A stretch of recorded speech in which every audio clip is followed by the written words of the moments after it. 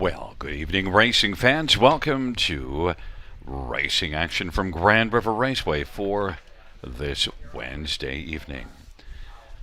Our first dash will go to post in approximately 20 minutes. Note the track condition listed as fast. Let's get a look at the changes on this evening's card.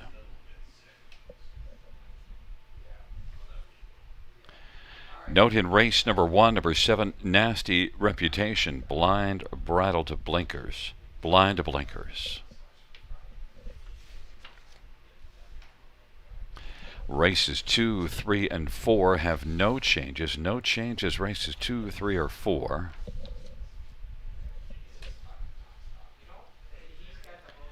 In race number 5, number 4, Boyden, changing steel to barefoot behind. That is steel to barefoot behind.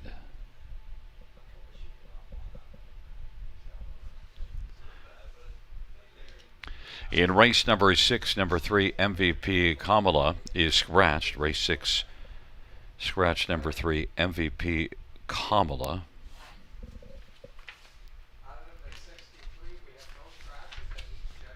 And races 7 through 10 have no changes. Yeah, but he's ready for you. Once again, reviewing races 1 and 2. Race number 1, 7 Nasty Reputation, blind bridle to blinkers. And the second dash. There are no changes.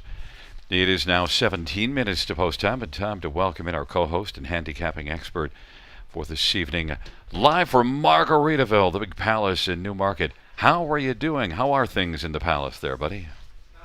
Oh, things are fantastic, Gary, and even more so after I saw the draw for Monday's card. I mean, Industry Day is almost upon us, and it looks like a real barn burner of a card on Monday afternoon. Of course, don't forget that, folks. It is Monday afternoon on the civic holiday.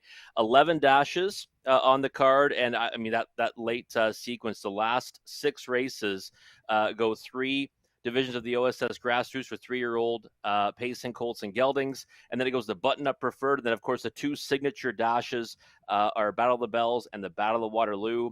And Monday night, what a memorable night of racing that was. The eliminations, of course, for those stakes events, and we saw 5th and 5 just pace an unbelievable mile, 151 and 2. We also saw in an overnight race, McCollin, 52 and change, an unbelievable new track record for the trotting side of it. And one of the most memorable moments for me on that card Monday night was certainly the finale and Peeler with Jody Jameson.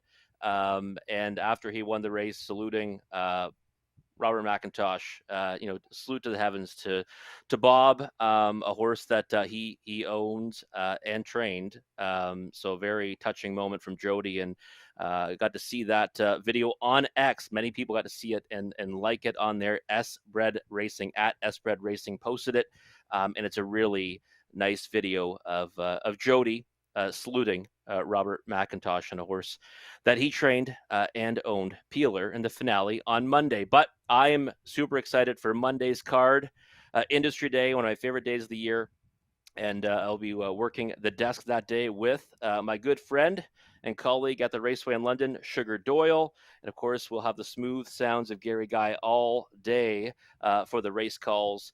Again, looking at that card on Monday's got me super excited. But it is a wonderful Wednesday, and we've got 10 dashes for you tonight. A really nice, balanced card.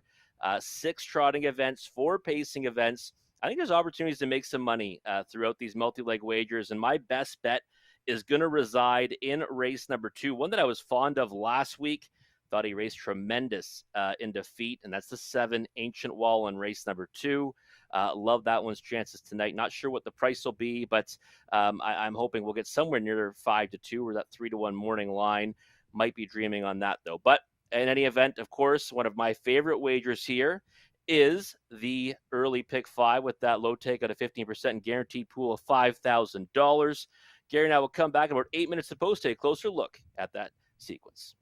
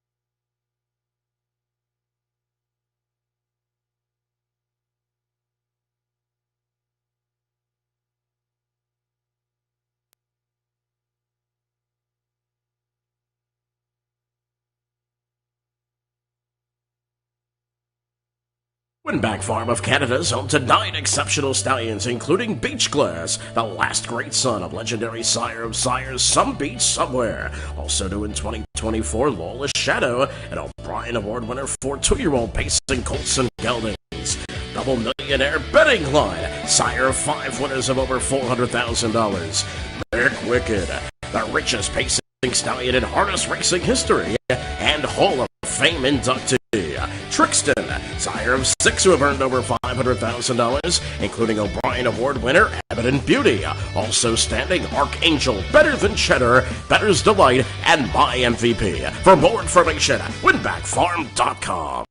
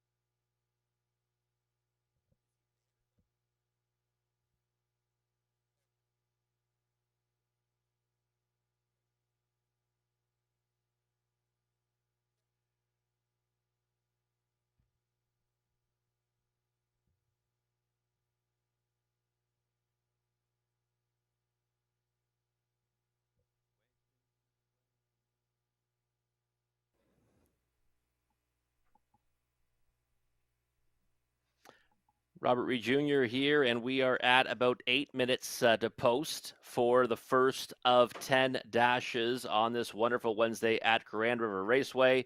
Also, before we get to this one, though, I'm so excited about Industry Day. How about that late pick five on Industry Day? The supercharged late pick five.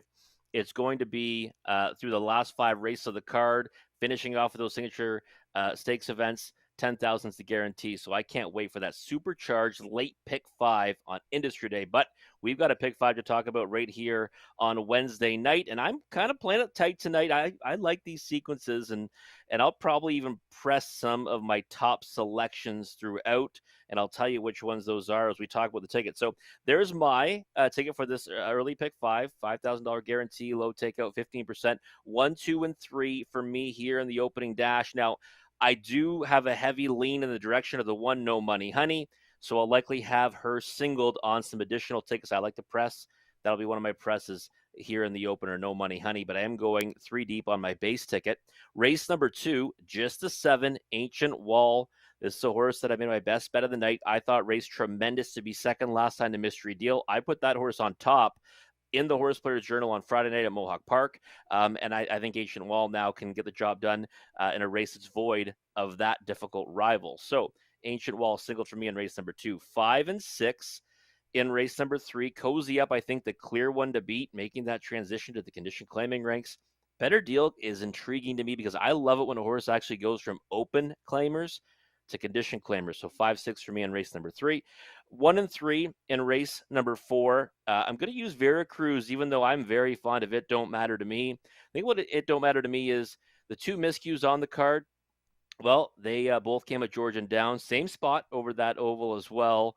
Love this one and both of her wins at Mohawk Park. I'm going to use Veracruz as well, though, because I think that one's really progressed nicely for Tim Trueco, and Scott Young's been doing great things with him. So 2 deep there, 1 and 3. Money leg, 1, 4, and 5. Speed threat from the inside, flex on them, who I thought showed a little more last time. A little more versatility to finish second after getting shuffled back. The 4, Boyden, going to barefoot tonight. Love that. And Gaming Queen, I think, she might be able to just run away with this. And of course, races for Blake McIntosh, who's been red hot as of late. His barn has been firing on all cylinders. So I like Gaming Queen in there as well. Top choice is her. But 2 others in there. Flex on them and Boyden. $7.20 for a 20-cent ticket. Let's see what Gary Guy has in store for us tonight. $7.20. Well, you know what? I went a little bit on the cheap, as you'll see. I just think that this pick five, there's not quite as many horses as some of the other nights that we've been doing these picks, and we'll see if that pans out. So I didn't want to spend too much money. But the first race, I do actually have 3, just like you.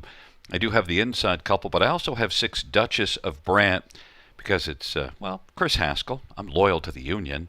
And Duchess of Brant and Travis Henry, along with T.H. Jackie's Legacy and No Money Honey. In fact, I think that T.H. Jackie's Legacy, I like that. I see on the board at 5-1 right now. That's my top pick in there in that race. In the second dash, I have the 2 Muscle Detector and 7 Ancient Wall. So I did add the Muscle Detector just with that better post than the 7 horse. In race number 3, I singled up on Cozy Up. Better Deal just to the outside, but I just think Cozy Up is one that drops down in class and really just fits extremely well, whereas Better Deal's coming out of an 8 clamor. I think Cozy Up is the class in there, and it should be good enough to dominate. Race number 4, we see it the same. I do have Veracruz on top because it does matter to me, Rob. It really does. I don't like the X's on the dance card, so Veracruz and It Don't Matter to Me. And then in race number 5, I've got just the 1 and 5, so I don't use your 4 Boyden, but flex on them and Gaming Queen. So just $4.80, going a little bit on the cheap.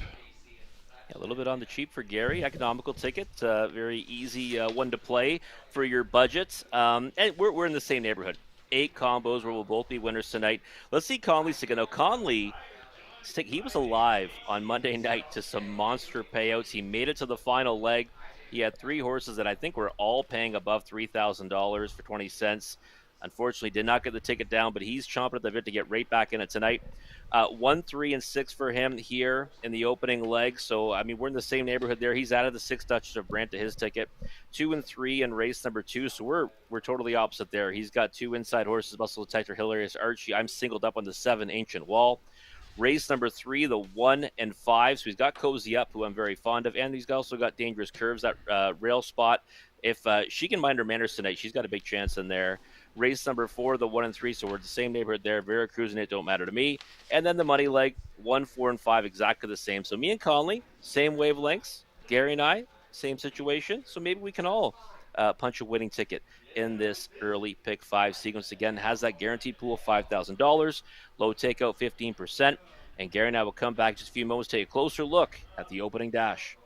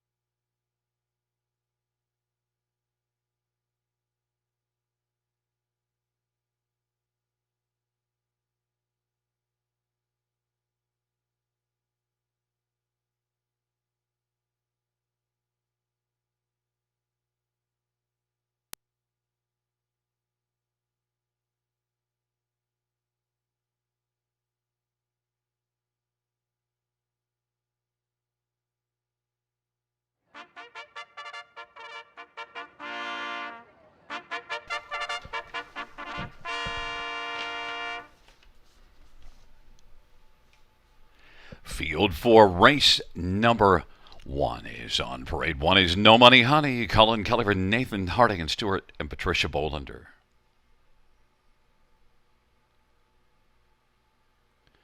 Number 2 is D.H. Jackie's Legacy, Travis Cullen for Jody Cullen and Ron Cullen and Blair Kidd. Number 3 is Hot Tub Poppin' Bubbly, Daryl Thiessen for Ben Wallace and Wallace Standards and Terry Crowick. And 4 is all Smoke and Mirrors, Rhonda Ross for James Wellwood and Jeffrey Wellwood. Number 5 is Sporty Liz, Tyler Moore for Shane Barrington and Imagine Stable. Number 6 is Duchess of Brant, Travis Henry for Chris Haskell and Brooke Marks. Number 7, Nasty Reputation, Gary Rive, drives and trains and shares in ownership with Ashley and Matthew Rive Bohanec. And number 8 is Fashion Forward, Anthony Hunt from Egg Crone and Hunt Racing. Field of 8, race number 1. Let's get a look at this field. And, well, we'll start with number 1, No Money Honey. It's getting all the money. And, look, one problem, made a break on the inside of Georgian Downs last time out. And, well, where's she starting from? Post position 1, Rob. Yeah, no, it's that's a good point, Gary. I mean, I just watched that replay a couple of times, and certainly put herself in a deep hole off the gate, making that break from the pole position. Sat last through much of the mile, improved a couple of spots, anyways, but had no chance after the miscue. She took support of 7-1 in there. That's kind of the bottom condition class for pacing mares at Georgian Downs, and now she comes back to Grand River. Condition claiming ranks, and this is going to now be the third start for trainer Nathan Harding with this horse, and I just think that she's probably going to be able to show her best tonight for that barn. The problem is she's got to obviously mind her manners from that same spot, but it was kind of an uncharacteristic break, I think, for her. And I do like that you get Colin Kelly aboard tonight. And 5-2 now. The price just went up a little bit. I don't think we see that come post time, but I fully expected her to take the bulk of the action here. Number 3, Hot Tub Poppin' Bubbly, one that I left off my ticket, 9-1 on the board, and popped out early last race, but then fizzled badly to finish 8th. And I'm just waiting on Hot Tub Poppin' Bubbly. Was good in a couple of, last year had 2 wins and 4 on the board finishes and 8 starts, but this year things haven't gone well. Yeah, you know what I like to do, Gary, right? I like to take these horses, though, that are making that transition right to the condition claimers from those open non-winners of lifetime classes. I mean, non-winners of 2, that's a tough spot here. And now, obviously, was kind of forwardly placed in that one and faded back to 8th. But before that, racing a little bit better in the class just below. And I think getting down to these claiming ranks is what might make her more competitive, right? Like you said, we saw good things from Hot Tub Poppin' Bubbly last year. Maybe a change in competition might elicit a better result, and I think we might see it tonight. So 7-1 right now. I thought she'd take support. Maybe we still see some action for her late, but I do think she's in with a chance. Well, and number 2, T.H. Jackie's Legacy. Then, if you like the class drop, non-winners at 3 at George and Downs. That's a snug bunch and beaten a length and 3/4. T.H. Jackie's Legacy. The last 2 were in that non-winners at 3. In fact, was 3rd in that class just 2 races ago. So solid move down, and the strong barn of Jody Cullen. Exactly, and you're right. It's an even bigger transition in class, right? Like that's not one as a 3 there. We know like that typically is a pretty solid group, week in and week out. And like you said, solid connections as well. Team Cullen, good draw. The thing that 0 for 9 this year, but I mean, Hot Tub Poppin' Bubbly's one that hasn't broken through at the victory this year. 0 for 4. No Money Honey's 1 for 13. So I like those ones. I can't be too shy about one that's 0 for 9 that certainly has shown ability in the past. So I thought the inside 3 are where you want to be, and I give a pretty big lean though to the 1 No Money Honey. And then 6 Duchess of Brant, Chris Haskell training, and Duchess of Brant is one that we saw last year be pretty darn fine. It has a couple of wins this year, very recent wins. Yeah, I thought she actually raced really well in each of those victories. I just wasn't sure what the trip's going to look like tonight. Last time out, got away 4th. I thought was a decent 3rd. That was kind of in a race where Ultimate Twix just kind of dominated on the engine. I got her in for a piece of it. I think you have to have her in the bottom end of the exotics, but I want to see another start from her in around this level before I put her on top. Well, I'll put her in my pick 5, and as I said, I'm loyal to the Announcers Union. That includes only the announcers, not the commentators. Field of 8, race number 1. They're into the backstretch, gathering speed, approaching the start. Field for race 1, first of 10 on a Wednesday night at the river. They're gathered in behind the gates. And the field is at the start of the rough. And it is Duchess of Brant who's going to lead with Sporty Liz, and then T.H. Jackie's Legacy and Hot Tub Poppin' Bubbly, and All Smoke and Mirrors, No Money Honey.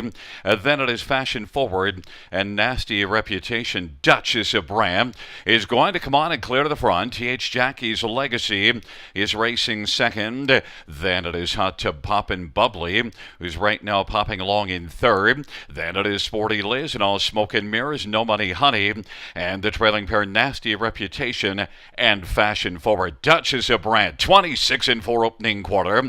T.H. Jackie's Legacy is racing position second. Hot Tub Poppin' Bubbly. Sporty Liz, All Smoke and Mirrors is 5th in front of No Money Honey. Then it is back to Nasty Reputation and Fashion Forward. And off that solid opening panel of 26-4, it is Duchess of Brant with T.H. Jackie's Legacy in tow in the pocket. Hot Tub Poppin' Bubbly. Sporty Liz is 4th in All Smoke and Mirrors. No Money Honey is still 6th back there. Then Fashion Forward and Nasty Reputation. On the race to 3/4, 56-4, half a 30-second second panel breather. Duchess of Brant, Hot Tub Poppin' Bubbly now is bubbling up on the outside, tried to take second from T.H. Jackie's Legacy, but it is Travis Cullen and T.H. Jackie's Legacy still second. Hot Tub Poppin' Bubbly is 3rd. Sporty Liz and All Smoke and Mirrors and No Money Honey and Fashion Forward and Nasty Reputation. Duchess of Brant, 3/4, 125-3, and All Smoke and Mirrors now is starting to smoke out 3 wide, and No Money Honey hunting with a late kick. It is Duchess of Brand as they turn for home. Duchess of Brand on down the stretch drive they come. Hot Tub Pop and Bubbly chasing TH Jackie's Legacy up the inside. Driving is All Smoke and Mirrors as they come to the finish. All Smoke and Mirrors wins it. TH Jackie's Legacy was second. It looked like Duchess of Brand third and closed for fourth. A mile of 1:55 flat. All Smoke and Mirrors smokes our pick five tickets, Robert. A lot of pick five tickets, Gary, because you know what? It's funny. I'm watching the race unfold and I see her kind of get put into position by Ryan DeRoche, and I go, oh my God, she's 34 to 1 in here. I mean, this is a horse that I think we've even said that she's kind of one of the more consistent performers, in the condition claiming ranks. Now she pound for pound is facing, I guess, a tougher field, you'd say, this time around, but boy, was she ever good. I mean, she's second over, and then she makes that move that it's kind of tough to make here at the River, but she, as soon as they hit the straightaway, she just kind of sets down and takes flight and goes right past them at 34 to 1, which is just, I mean, that's a monstrous price on this horse, Gary. I mean, one that, we've talked about time and time again today. Didn't give her a shutout before the race, but boy, oh boy, she gets one now, and we're off to a rocking start on this early pick five, and you're still alive. Wow, buckle up. We might have to change the narrative about the stretch drive because if you look back over the last maybe couple weeks or 3 weeks now, we've seen that move be effective more often than it was earlier in the meet. So maybe the track is just playing up faster and they're coming off the turns better than they were earlier.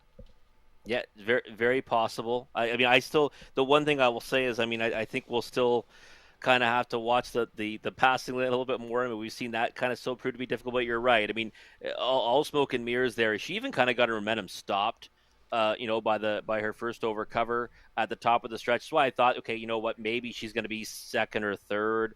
And then all of a sudden, like I said, she took flight. But you're right. Maybe the tracks play a little bit more fair to that now, which is great because we've got Industry Day coming up, and we want to see a fair surface. And in past years, it's really favored the front enders. So, but any event, all smoke and mirrors 30 to 1, perfect steer from Ryan DeRoche, and a monster knockout to kick off the card. My top three were 2-6-1. That didn't work out with All Smoke and Mirrors.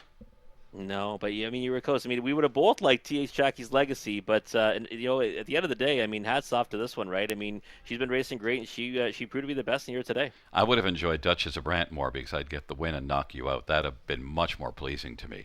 Number 4, All Smoke and Mirrors is back in front of us. A 3-year-old better than Cheddar Bay filly, owned by Jeffrey Woolwood, trained by James Wellwood. Ryan DeRoche, Baby Shark, victorious in race number 1. 5th win for All Smoke and Mirrors, this year's 6th lifetime.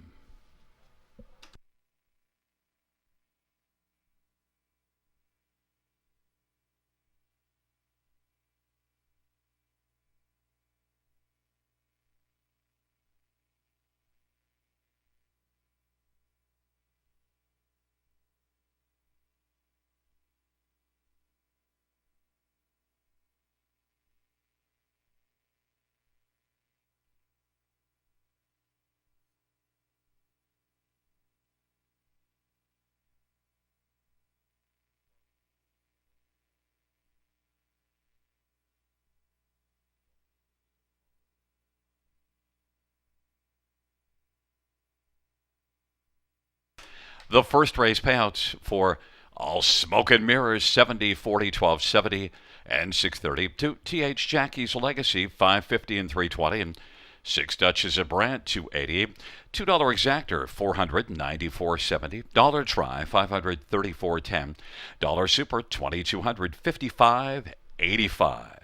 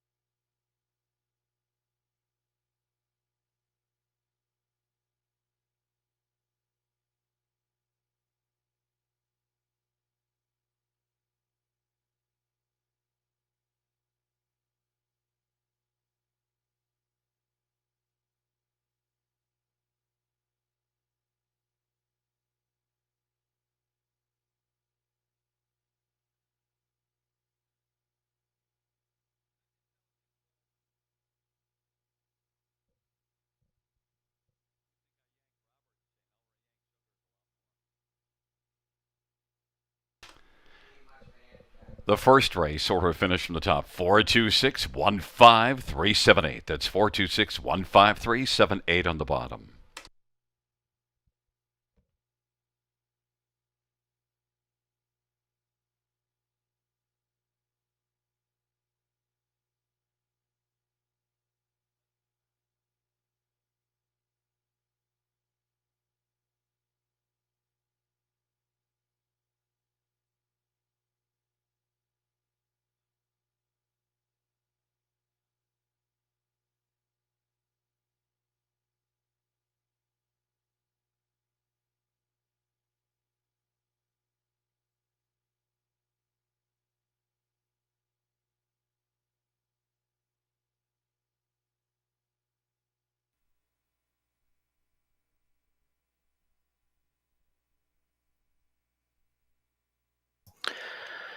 All smoke and mirrors, bombs away. Winner to kick off the card certainly puts many of those pick 5 tickets to the ground. Big pool tonight too. So if you're still alive, good luck over $10,000.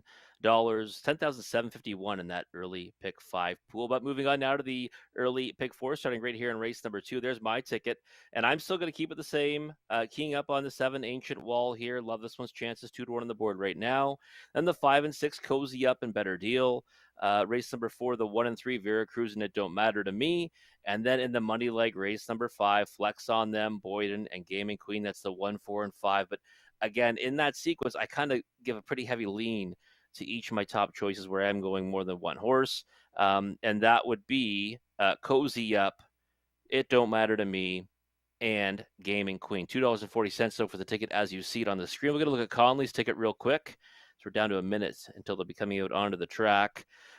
Conley spending a little bit more in that pick 5, and he's got a little more than me too in the pick 4, $4.80. 2 and 3 here, so we got a difference of opinion here in the opening leg. Then the 1 and 5 Dangerous Curves and Cozy Up.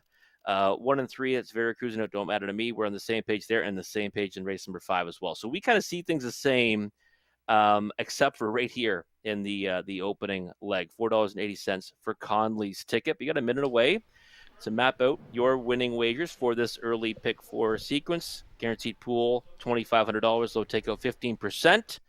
And Gary and I will come back in a few minutes, take a closer look at race number 2.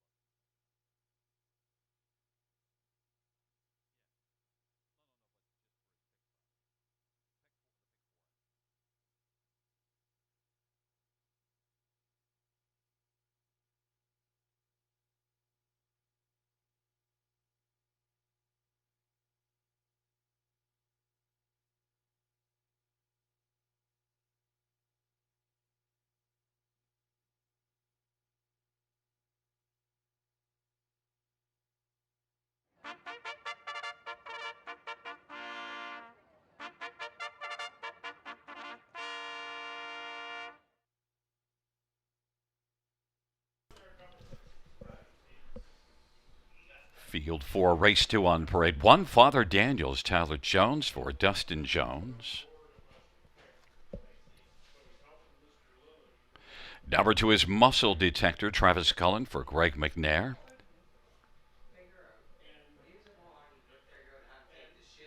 3, Hilarious Archie, Jason Ryan for Andre Ann Fontaine. 4, She Trots a Lot, Scott Young for Paul Walker and Keith Coulter. 5, Lincoln's Landing, Steve Houdon for Laura Toscani and Gino Toscani. And 6, Landing Pad, Mario Eraja for Marie-Eve Robitaille. And number 7, Ancient Wall, Phil Houdon for Kyle Rule and Triple S Equine. Field of 7, race number 2. Let's get a look at this field. And Rob, I was confused when we did the pick 5. I thought you had Ancient Wall alone, but I see that in your pick 4 for this second race, it's Hilarious Archie and She Trots a Lot. Maybe you might want to get ready and have a pick 3 ready for race number 3. But Tell me about Hilarious Archie. Nope, that was Conley's ticket, Gary. You had it right the first time. Okay. Ancient Wall is my single and my best bet of the night. So let's not confuse the people. Somewhere I got. Oh, I know what I was looking. You know what I was actually looking at? Sugar Doyle's picks for Friday night because he's going to be here.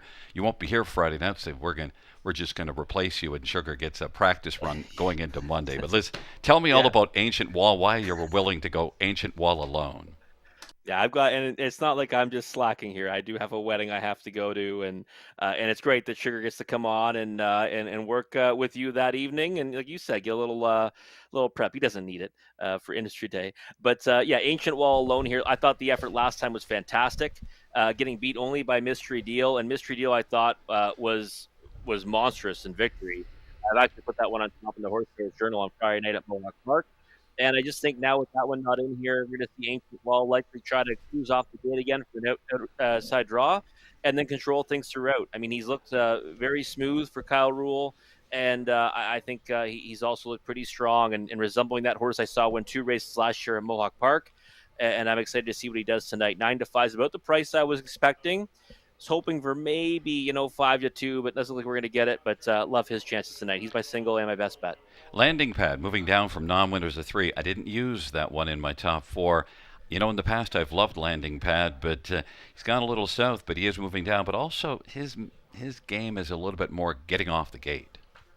Exactly, and that's what I think we might see here, right? And again, that kind of hurts Ancient Wall because whenever you have a speedster right to your inside, it makes it all that more difficult to get out of there. But I think with this new service, we've seen horses kind of just keep driving, just keep moving forward. You've got that longer run into the turn, and I think that even if Landing Pad blasts out, Ancient Wall can still come around them. I was actually surprised because this is a horse that you're right, you've had this one on top many times, and I remember a lot of times where I've been a naysayer for Landing Pad, you've actually picked on top, and he's got the job done in a few times at a big price. So I think he can round out the exacta here at a pretty big number, and 15-1 in my opinion is an overlay. Now I was confused, but you do have the 3 and 4 at least on your ticket. We're looking at the wrong day. Hilarious Archie. It's not hilarious that Hilarious Archie could be good in here. Yeah, no, not at all. I mean, this horse, that was a real nice win, 3 back at Mohawk Park. That was on June 11th. And then, didn't race till the 4th of July, got placed up to 4th, and now there's a 2 there, then an OSS event where you're going to obviously face a lot tougher. I think he fits in well with this group. Just not sure what the trip looks like. I mean, he's got tactical speed, so maybe we see him go forward. And if he does, then yikes, he could get real busy on the engine here. But I think it's more likely he's going to try to sit a trip. Maybe he could be first up, maybe on a helmet too. But 3-1 is not a bad number. She Trots a Lot didn't do very much at Clinton, but was really good here 2 races ago. Yeah, it was second to Ancient Wall on that occasion, and I like this filly. I mean, this year she's hit the board in 7 of 10, a lot better than last year, right, with just 2/3 and 11 tries. So I think she's got every right to make her way onto the ticket, bottom end of the try and super all day for me. I took Muscle Detector on top. Travis Cullen, Greg McNair. I know the last race was not much of an effort, but just a thought.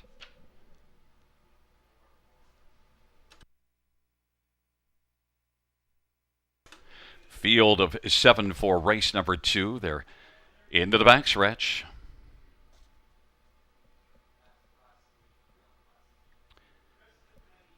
Field for the second race.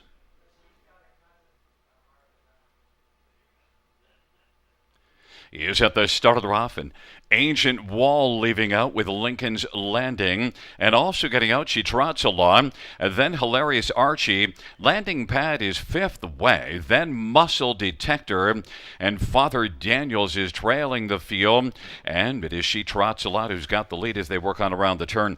Ancient Wall is still working on the outside, 4-5 on the board, and Ancient Wall broke stride. She Trots Along, and then Lincoln's Landing, Hilarious Archie. Landing Pad is 4th. Muscle Detector now detected 5th in front of Father Daniels, and then Ancient Wall is back trailing the field. She trots a lot. Leads as they work their way on past us, heading towards the half and rolling along. Position second. Lincoln's Landing at 15-1, and Hilarious Archie is racing third and angles towards the outside and landing pad. And now moving on the outside is Muscle Detector, coming on for Travis Cullen a bit, but still has work to do, and is now taken over fourth and is following Hilarious Archie, who's moving up a little bit closer of a half of 57-1 and a 30-second second panel breather. She trots a lot. Father Daniels from the backfield is starting to make a huge move. She trots a lot. Racing second, Hilarious Archie. Then Lincoln's Landing. And Father Daniels now has burst onto the scene. Landing pad, backing away. Muscle Detector. Ancient Wall is trailing. She trots a lot at 13-1. Trots on now and leads by 2 1/4 off 3/4, 125-3. And racing second, Hilarious Archie. Father Daniels in Lincoln's Landing. She trots a lot. On down the stretch drive they come. She trots a lot. And Hilarious Archie as they come on to the finish. And Father Daniels, she trots a lot, is going to win it 13-1. And then finishing second was Father Daniels. And then it was Hilarious Archie. And landing pad 155-2.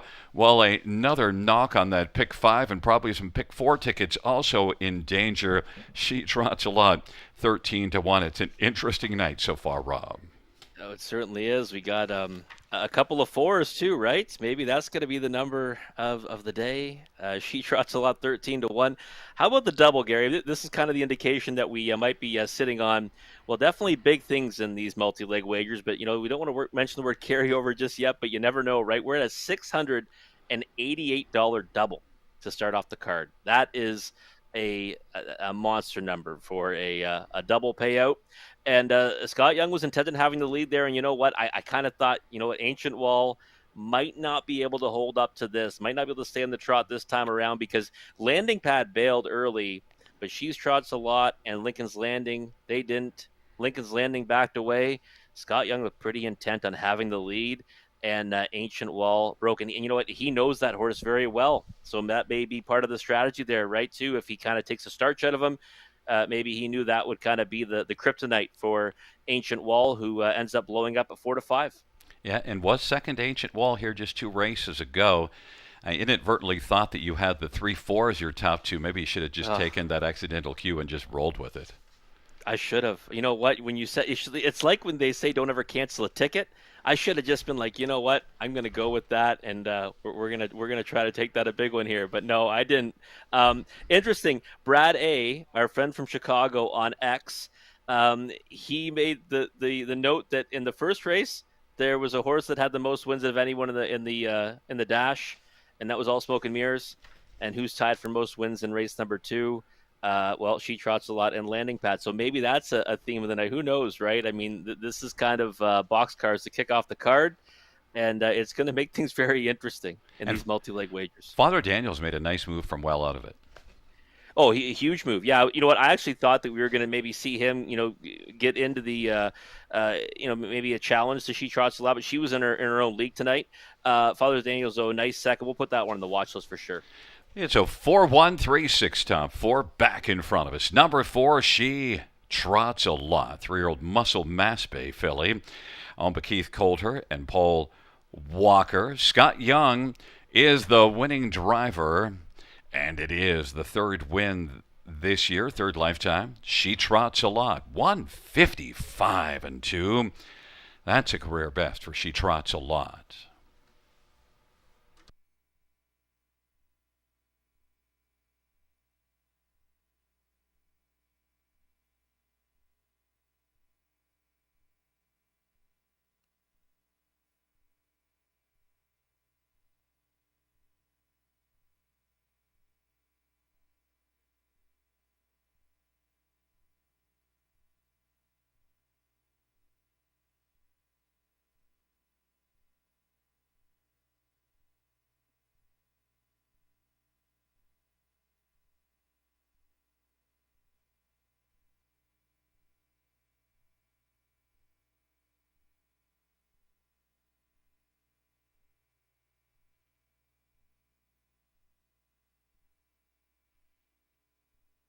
The second race payouts.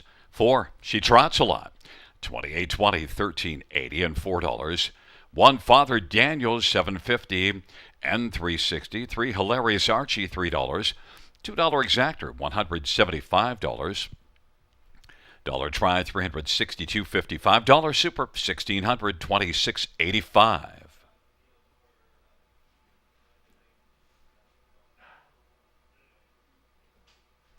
Double at 4 and 4 is $688.50.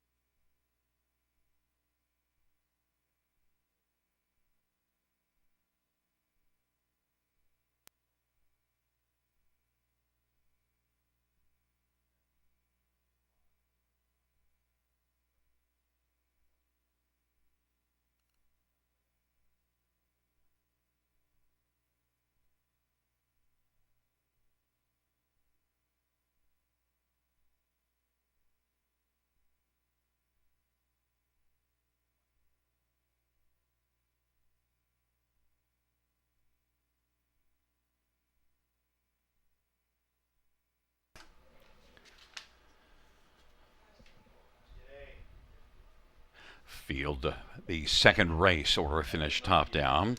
2, 6, 31547. That's 2631547 on the bottom.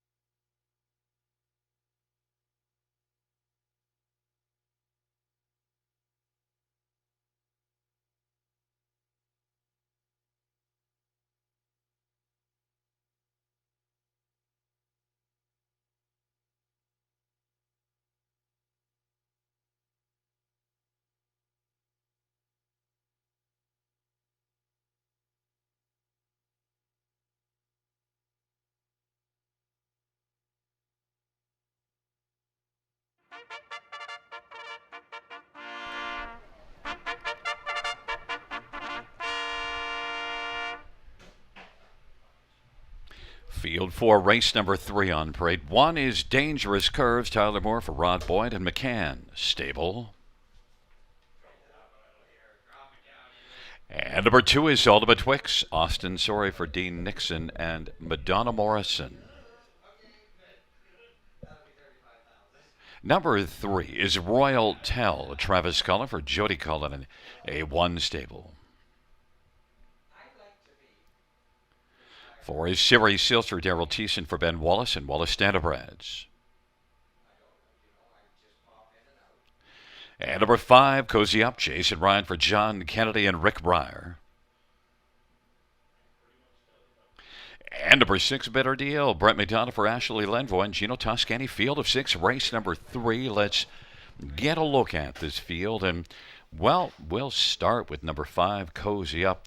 We both have this one on top, 7-2 on the board. I just think Cozy Up, the class drop, I think she's the class in here.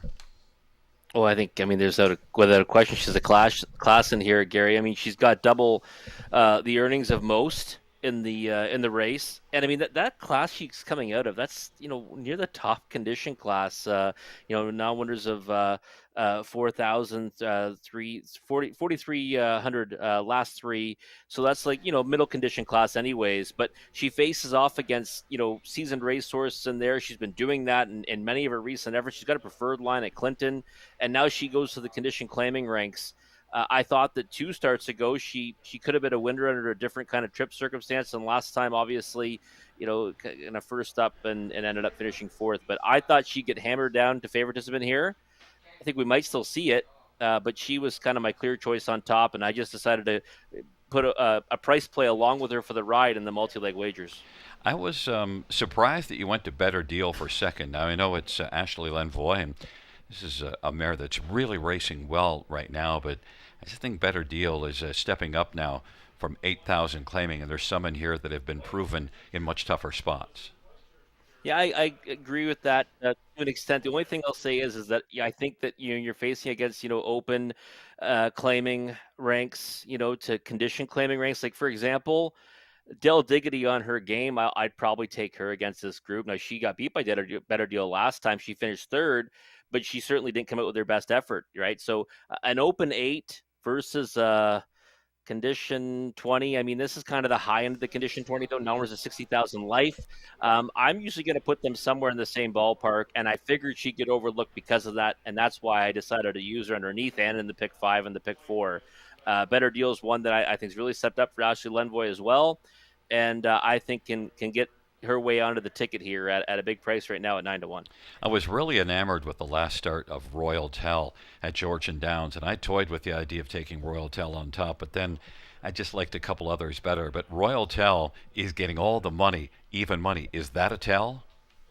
It might be. I mean, it's Team Cullen. And I mean, you're right. She did race tremendous last time, post 8, Georgian, difficult starting spot, got away 8th off the gate, only got beat a nose to This Girl Rules. And This Girl Rules is one that certainly has shown she can step up and face pretty tough rivals. 3rd to Major League, 3 back. I mean, there's a lot of good form references, even her stablemate Val Victorian. I mean, she probably would have fared much better if not having to face the likes of First of an Era and Val Victorian and many of those starts here at the river. So I get that, she's taking support. I still thought Cozy Up, just off, where they're coming from, would take the bulk of it. Haven't seen that yet. 6-5 versus 3-1. Now 5-2. I'd still side with Cozy Up at that price. Siri Sealster has actually been coming on, and it's Ben Wallace, Daryl Thiessen teaming up here. Siri Sealster is getting better. Yeah, she is, and she's a horse that kind of, does better when she gets more forwardly placed. And the last time she came from 5th to claim the show spot at 27-1. Before that, though, did get, reasonably, placed from the pole position and ended up going first up, finishing a good second to Val Victorian. So I think she's got a chance in here to definitely get a pretty big chunk of it. This field top to bottom, though, Gary, it's a pretty solid group for the class.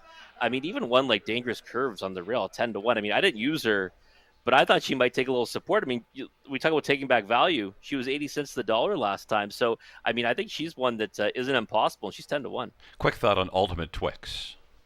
A horse that swells up on the lead might be tougher this time around. I mean, this is obviously a tougher group.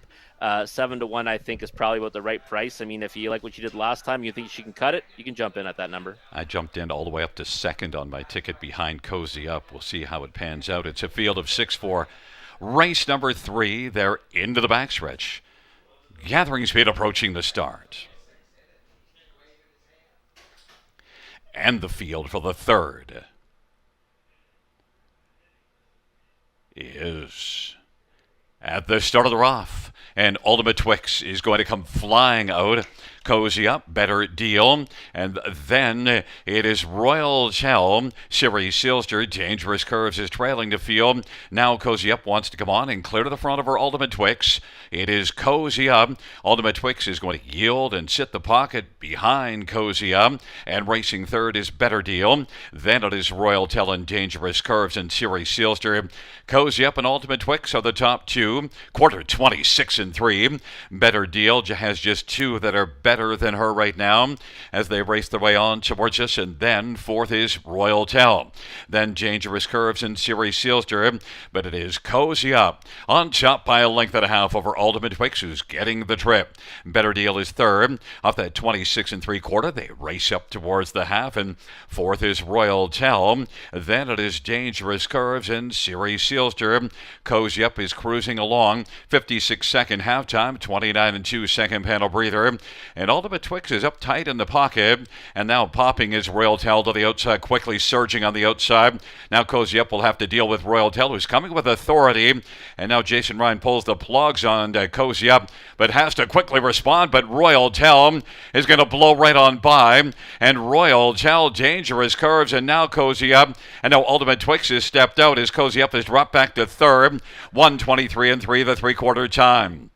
And it is Royal Tell who leads by a couple of lengths in Dangerous Curves. And here comes Ultimate Twix on the outside. And Cozy Up is racing fourth. And it is Royal Tell as they turn for home.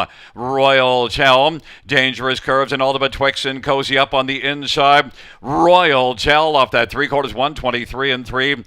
Royal Tell wins it. And then it was Dangerous Curves. And finishing third was Ultimate Twix. Mile of 1:52-2. Royal Tell 1-5 on the tote board. The tote board tells us something, Robert.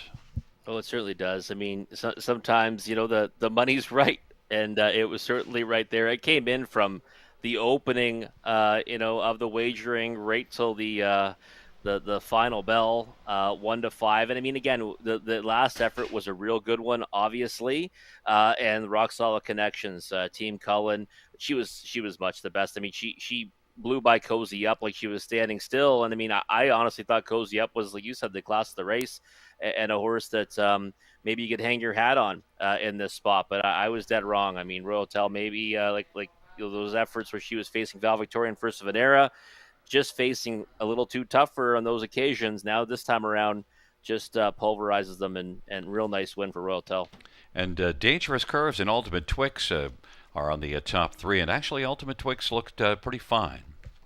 Yeah, Dangerous Curves. I mean, I going to the gate, I kind of thought, 15-1 in this horse just seems like a big number, and she was a good second. And Ultimate Twix, I mean, she ended up having to release the legs of Cozy Up, had that one kind of short and stride in front of her, came back on for third. So she's, a horse that I think has kind of raced better than her lines would indicate overall. Obviously, she won last time when she got the engine, but that was a good effort again from her. So, she can shake one like Royal Tell and get the lead next time. She could be dangerous again. She might be on the come, and I kind of think Cozy Up might have fallen asleep on the lead, although coming down the stretch still was not alive and let Ultimate Twix get by.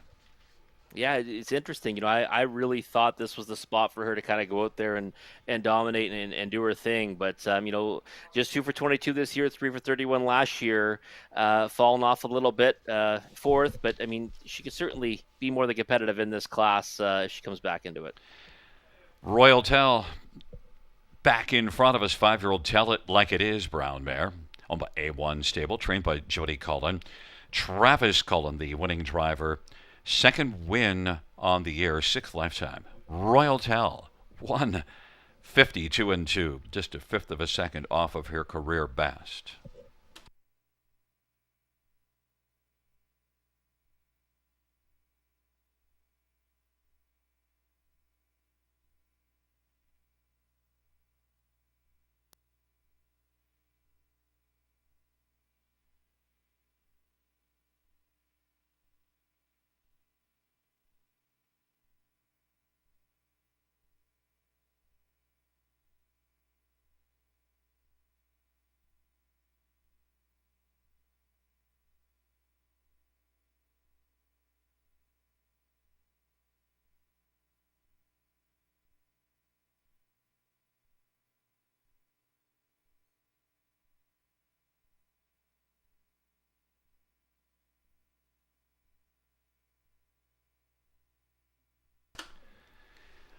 The third race, payouts 3 Royal Tell, 260, 220, and 230.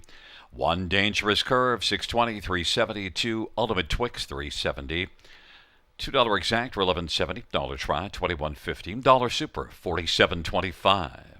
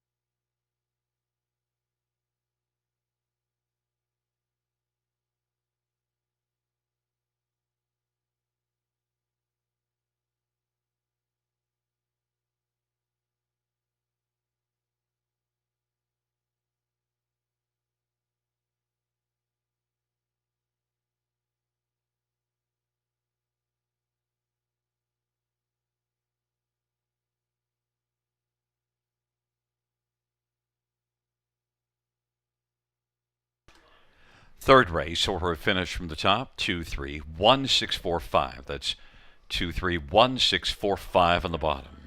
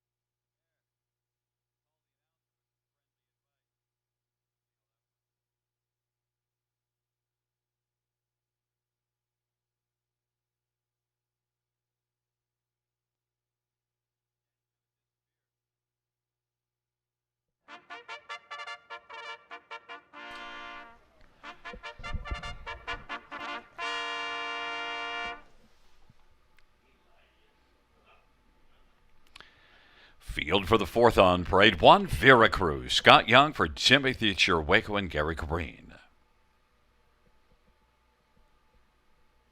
Number two is Twilight Surprise. Austin Sorry for Nelson White and Deborah White and Christine Lawrence. Three, It Don't Matter to Me. Tyler Jones for Dustin Jones and Golden Bear Racing.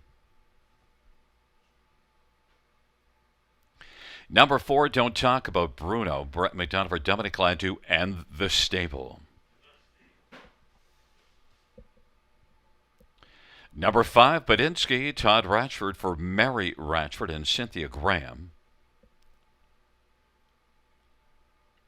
Number six, Belvedere Franklin, Phil Houdon, drives and trains for Dr. Mike Veneri. And number seven is Smokin' Power, Dave Boughton for Don Lindsay and Paul Lindsay. Field of seven, race number four. Let's get a look at this field. And Rob, It Don't Matter to Me has been taking a lot of betting action during this cycle. And she's got a really fine turn of foot there as she is on the track. And if she shows up and flashes some of her best speed in here, she might be too good for them. I think that's definitely the case. I mean, the thing is, Gary, so that first lifetime start, June 16th, Georgian Downs, she was on her way to victory at 12-1 when she made that miscue.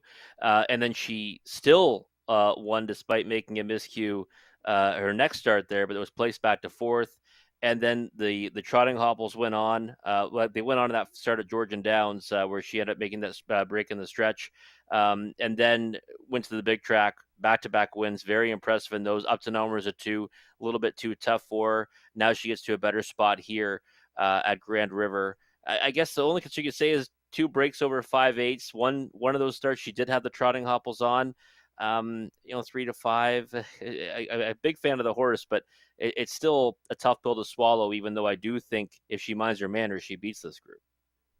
And I'm not worried about that last race, eighth, because eighth beaten three after being well back early, and they don't go enough up front to really help out. And the mile goes in 55-4, so it don't matter to me. 3-5. I anticipated her getting bet down so heavily that I went elsewhere. I wanted to take a shot with Veracruz because, well, I don't know how good this one is, but so far I've been mighty impressed and took him on top last time out, and he really was dynamite. Yeah, we don't really know what the ceiling is, right, for Veracruz, because the thing is that we saw him come here, obviously needed his first start. Then he had a couple of two dominating victories and against much softer. Second to JG's pal, then had that miscue. The last one I thought was a fantastic effort for the victory at this level. And now you're only getting the price you're getting on him because It Don't Matter to Me's in here. If that horse isn't in here, then he's the clear-cut choice on top. And would likely be be my clear-cut choice on top. I know you went to him anyways looking for value, and I respect that because he should be every bit of 7-2 in here come post time. Maybe a ticker too smaller, but Scott Young's come to play tonight, and Veracruz has been doing good things for Tim Chirwaco, and I think that's the obvious one to go to if you're not a believer in the three. Well, and even if you are, I mean, look, at that price, if you miss out on cashing a 3-5 ticket, so what? Number five, exactly. Badinsky is one that, post position 8 last time out and finished third. Yeah, I've always kind of thought this horse, has a decent motor.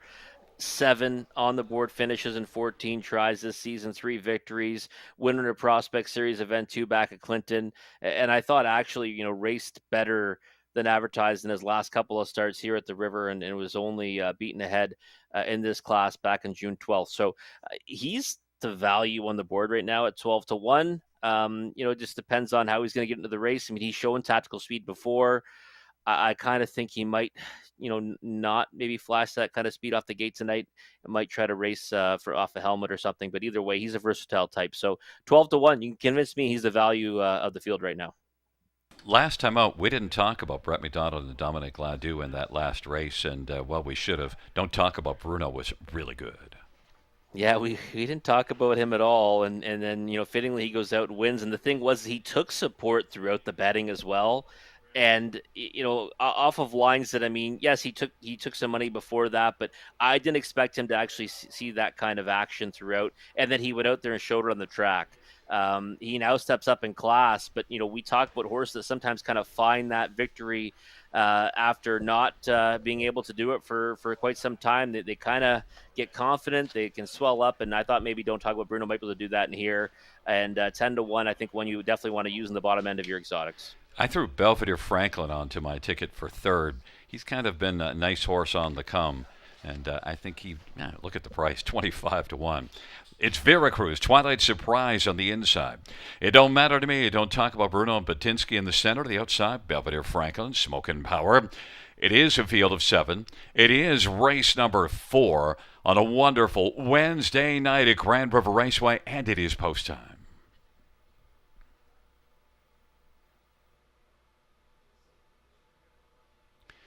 Field of 7 trotters, all in position, and they're off. Badinsky is leaving out well and dropping out at the start. It don't matter to me as well, bang.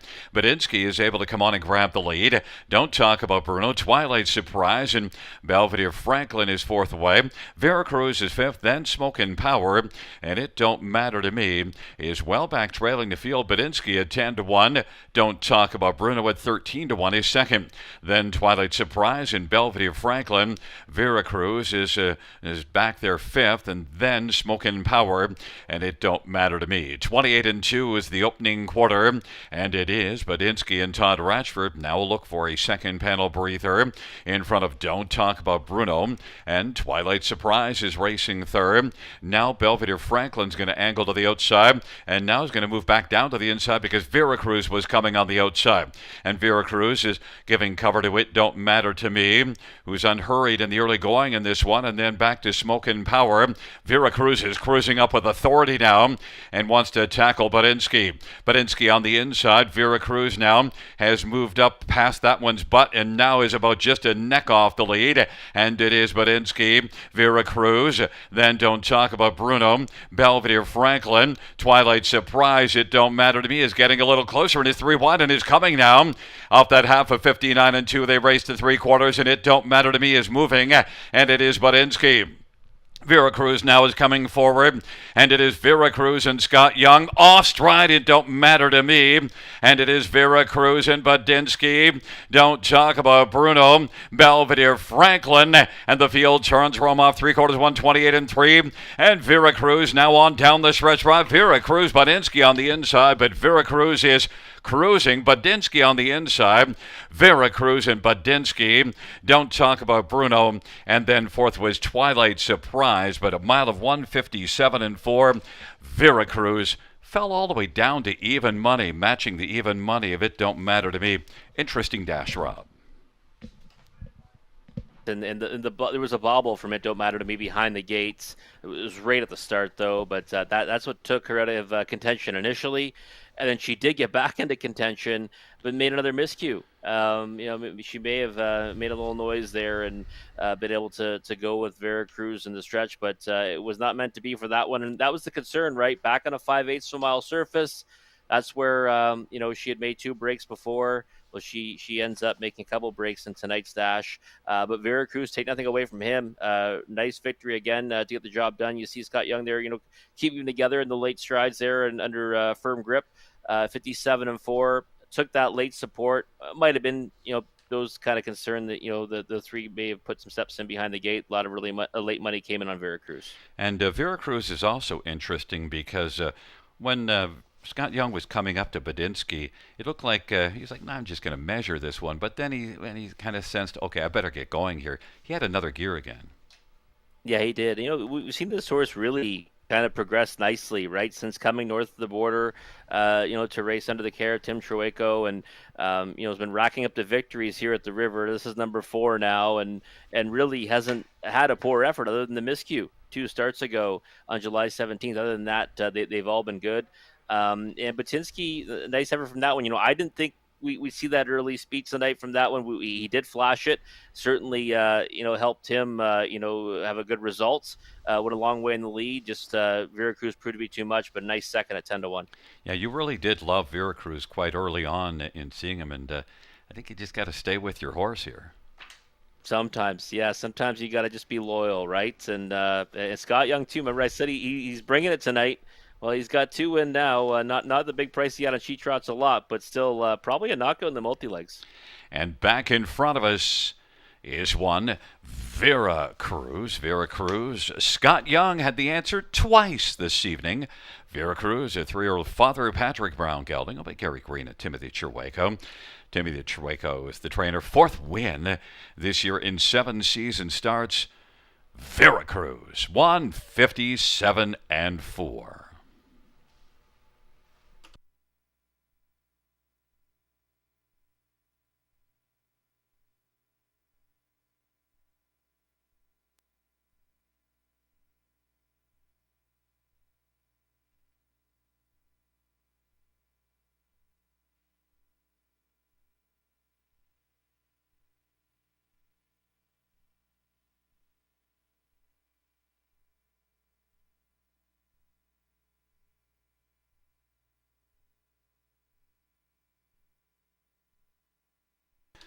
The 4th race payouts: 1 Veracruz, 420, 360, 280. 5 Badinsky, 640, 344. Don't talk about Bruno, 370. $2 exactor, 1740. Dollar try, 46.95. Dollar super, 146.65.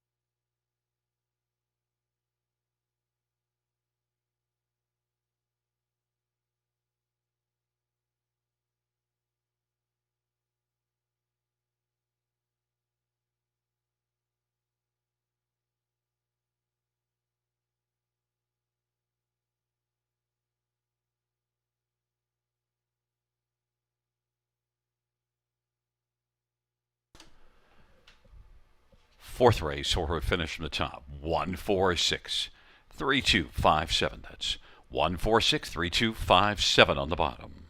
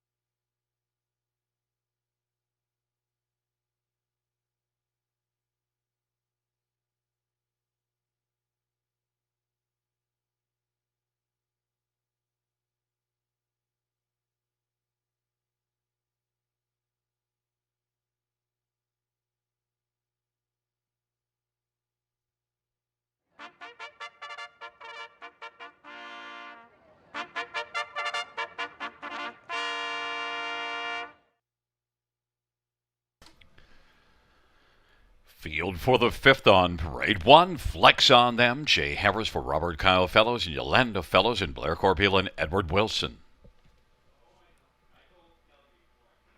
Number 2 is Belvedere Jessica. Shane Weber drives and trains for Dr. Mike Veneri. 3 is Cadabra Kaboom. Travis Culliver, Jody Cullen, and Tammy Aspin and Murray Nielsen. 4 is Boyden. Paul Walker drives and trains for Brenda Walker and Christine Walker. 5 is Gaming Queen. Austin Sorry for Blake McIntosh and Hut Racing and Mortgage Boy Stable. 6, I Have an Angel. Eddie Hensley for Ashley Hensley. Number 7, Gaelic Piper. Jason Ryan for John Yake and Jordan McGrail and Deborah McGrail and Bethany Craig. And number 8 is Smokin' Miramont. J.P. Renault for Julie Walker and Michelle Raymond. Field of 8, race number 5. Robert, the pick 5s are rather interesting. Large payouts and 3 horses that won't be paying out at all, the 2, 7, and 8. And this field is 0 for 83 in the win column, so I don't know if I'd want a 2 to 5 horse when you got this kind of field. But Gaming Queen, our top pick, is just that. Yeah, no, you're right. I mean, it was hard to go, against her here, right? And I mean, she's 4 to. I mean, I think she's floated from that 2 to 5. She's 4 to 5 now. She's the favorite, obviously, in that pick 5 pool, $2,400, and then it looks like a pool shot, right, on Cadabra Kaboom, 9,138.46. So. Yeah, some real big payouts and 3 carryover opportunities, and maiden trotters, right? So we could see fireworks here. There's no doubt about that. Gaming Queen last time, I thought she probably could have won last time at 75 cents to the dollar at Georgian Downs. Got beat by Wunderbar, and before that had been racing at Mohawk Park. You said it though, Gary, right? A horse over 23. She's got lots of on the board finishes, but just doesn't really have a nose to the wire. Even money right now. And I mean, I guess the form reference you look at is that second to Magic Dealer. And I mean, she's been facing off against some pretty tricky horses. Now she is right back into go Saturday, in the Prospect Series in Sarnia. So do with that what you like. But I think she looks pretty good on the track right now. And Blake McIntosh has been pretty hot as of late. So no surprise she's even money. Number 4, Boyden makes the equipment change. Deal to Barefoot in the back. And look at Georgian Downs, June the 2nd. Boyden almost won, second beaten a neck. Yeah. I love the move to Barefoot. I mean, I've always loved that. And Boyden, second beating a neck to Slaying the Day Away. I mean, what will we bet on Slaying the Day Away in here? Probably anything, right? I mean, so that's kind of a good form reference for Boyden. Now 0 for 8 in career, 3 on the board finishes only. Made a break last time, but I think looks pretty good on the track right now. And he was the intriguing one for me at a price, and I think 5 to 1's about the right number. You telling me you walk around there barefoot at the Palace? So they're in Margaritaville. Yeah, how about number 1, Flex on Them? Look, consistently has been coming close. Yeah, definitely has been. And you know what? He showed me something a little more last time. I kind of said Flex on Them's a one-trick pony. Ready needs the lead or 2-hole. Usually gets a little bit tired at the end of the mile. But what I liked last time was he got to the lead, got relegated, and then came back on again. He improved his position in the stretch. I thought he actually finished with some trot. I mean, they come home pretty slow overall in the race, and he was home in 31 seconds. But, second as the favorite. And certainly has been no stranger to that position. 4 runner-up finishes, 2/3 and 12 tries this season. Real control, and a horse that I think will certainly be in the mix throughout tonight. Maybe he breaks through with the victory, but again, one that does have a tendency to finish second and third. I'm surprised that Gaelic Piper is not alive at all in the pick 5. This is my third choice, and look, this is one that's had some really fine starts here. The Mohawk start wasn't good, but here has been fine. Yeah, I was a little bit surprised too. I thought that when you see that there's some horses that are paying that I thought I would rank obviously a little bit lower than Gaelic Piper, and a horse that's been knocking at the door, right? Take out the start two starts ago at Mohawk Park, and all you do is see second and thirds and pretty solid efforts overall. So Gaelic Piper to me, value on the board right now at 18-1, along with Eye of an Eagle, who is one I've kind of had rose-colored glasses for in recent efforts. You know what? Robert off angle tonight, Gary, in full effect on the 6 Ivan Eagle. Needs to stay flat, but definitely could do some damage because was good here 2 starts ago at least from off the pace, and we'll see how it unfolds. But it's flexed on them, and Belvedere, Jessica, Cadabra Kaboom, Boyden, and Gaming Queen to the outside. Ivan Eagle, Gaelic Piper, and Smokin' Miramon. Field of 8, race number 5. They're nearing the start. And the field for race number 5 is in position on the gate. There at the start of the rough, and Gaelic Piper flashes with Gaming Queen. Belvedere Jessica flex on them, and now taking back a bit, Gaelic Piper is racing 4th, and then Cadabra Kaboom and Boyden, Ivan Eagle, and Smokin' Miramon. Belvedere Jessica right now has the lead as they work on around the turn at 22-1. Belvedere Jessica, Cadabra Kaboom went boom, made a break in stride. Flex on them is second as they race their way off the turn and roll on towards us. And then third, Gaming Queen in front of Gaelic Piper as the field works their way on past us and heading towards the half. And Ivan Eagle is racing 5th, angling to the outside. Then it is back to Boyden and Smokin' Miramon, 27 4/4. Belvedere Jessica and Shane Weber is leading this field at a price of 22-1 with flex on them. Right there enjoying the view in the pocket. And there goes Gaming Queen now, moving up gamely on the outside and is being followed by Ivan Eagle. And then Gaelic Piper is racing 5th and is now looking to move to the outside as they work their way on down the back stretch. And now coming on, it is Gaming Queen to take the lead. Off stride went Boyden. Racing second, Belvedere Jessica trying to fight back against Gaming Queen. Gaming Queen by about a length and a quarter. Belvedere Jessica second. Flex on them, looking to reclaim third and grab it from Ivan Eagle. Gaelic Piper 5th. 3/4 was 128. Gaming Queen, but fighting back is Belvedere Jessica. Here comes Ivan Eagle now. Ivan Eagle is sent out 3 wide, and Eddie Hensley has this one storming to the front. And it is Ivan Eagle alongside Belvedere Jessica. Belvedere Jessica and Shane Weber hasn't thrown in the towel, but Ivan Eagle is storming. Ivan Eagle and Hurricane Hensley storming to the finish to win it.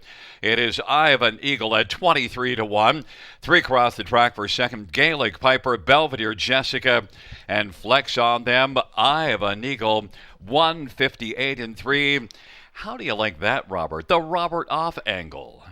Yeah, the Robert off angle in full effect here. And you know what, Gary? Listen, this is a horse that I've really liked in his recent efforts. Thought he's been racing good. Just made that miscue last time. I said, he maybe needs a flat line tonight. Well, he raced really well in victory. He is a brother to Floyd the Freak, who's a horse that likes a short track, and I thought he'd actually like it here too. By the way, our man Sugar Doyle, who's going to be doing the commentary with you on Friday night, has this horse on top in his selections this evening. So I hope Sugar's playing along here and is cashing some tickets. He actually picked a 6-7 here. I don't know if Gaelic Piper got second, but it's pretty close, which should be just an absolute monster.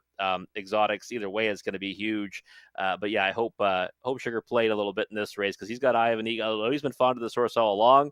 And it's a big price on a horse that's been racing better than advertised. Interesting that 2 of the horses that would have caused a carryover, Belvedere Jessica and Gaelic Piper, are both there in that 3-way run for second.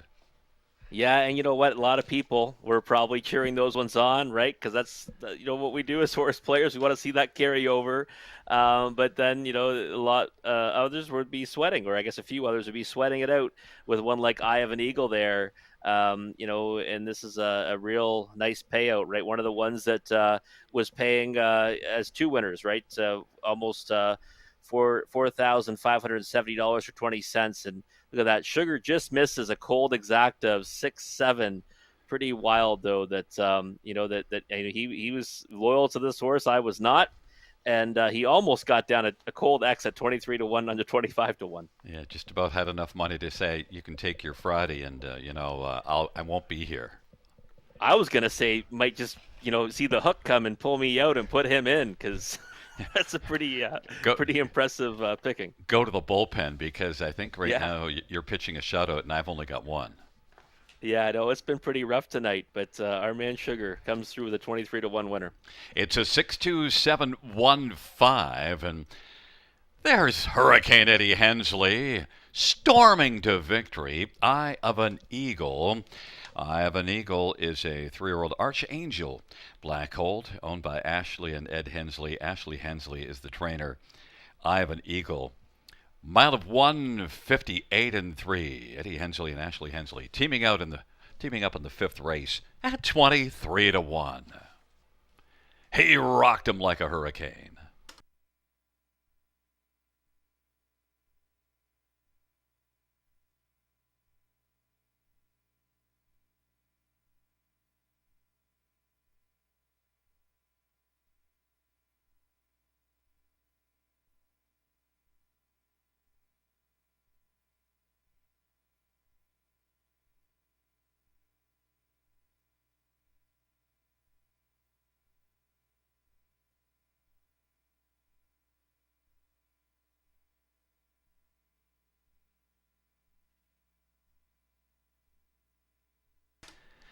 The fifth race payouts in front of the beautiful sunset. It's great to not hear Rob yapping about the sunsets here at Grand River for a while, but there's a look at one. 6 Eye of an Eagle, 49-10, 20-60, and 980. To Belvedere Jessica, 24-60 and 780, and 7 Gaelic Piper, 650. A high five carryover of 4100, 1760. The high five carryover. A $2 exactor, 1500, 3280. A dollar try, 2264.75.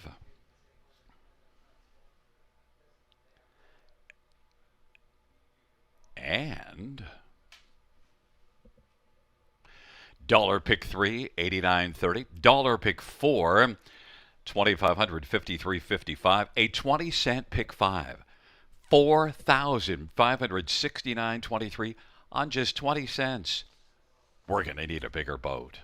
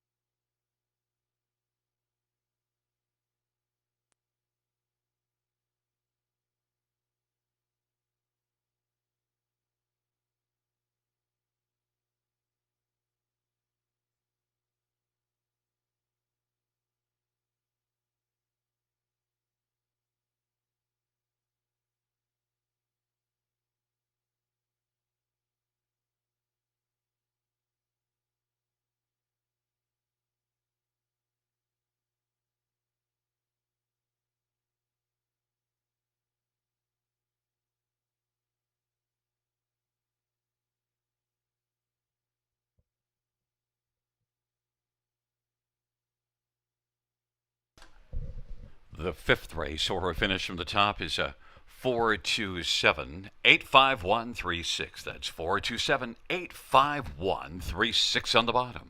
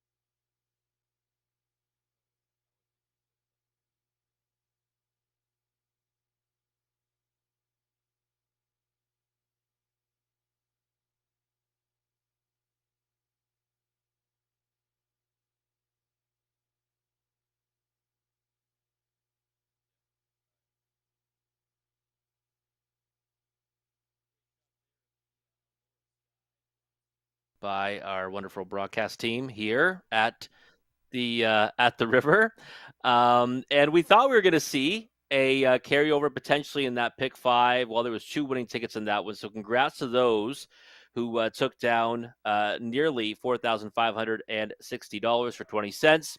The high five, though, does carry over. $4,117.60 going to go to the last dash of the evening. So nice carryover for that one there. 8-horse field setup. And that one, race number 10, start sharpening your pencils for that high five in the finale. But there's my pick 5 ticket. Late pick 5 starts right here in race number 6. And, low takeout, 15%. No singles for me in this sequence. 4 and 6 here in the opening leg. I love Inukshuk Sally again, hoping that she goes to the front this time. Last time she came from off the pace, good third. Love on Me, I think, has to be the ticket as well, though. Was a rock solid winner 2 back in the condition claiming ranks. 3, 4, and 5 in race number 7.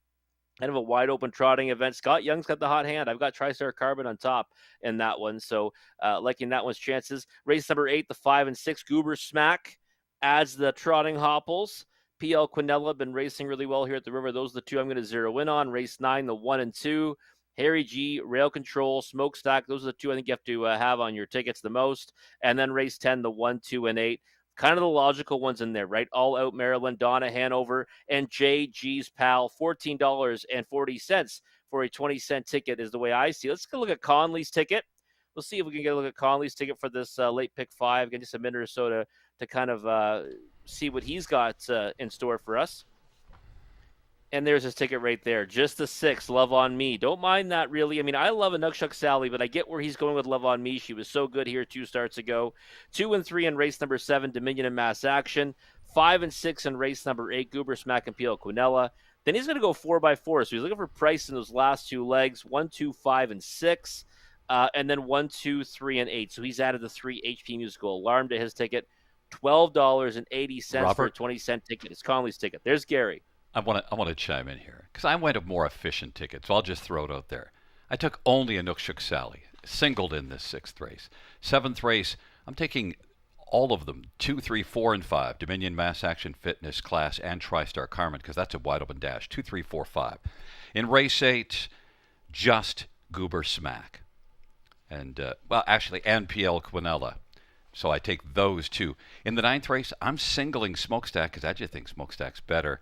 And then I just give me All Out Marion, Donna Hanover, and JG's Pal. So I'm only $4.80. I like it. I like your ticket. Inukshuk Sally, one I'm fond of, top pick. I think I've got Smokestack pick for second, but no, I like your ticket a lot, Gary, and a very cost efficient ticket for Gary in this late pick 5 as well. But you got a minute or so to map out your winning wagers for the late pick 5, just a 15% takeout. We'll be back in just a moment or two to take a closer look at race number 6.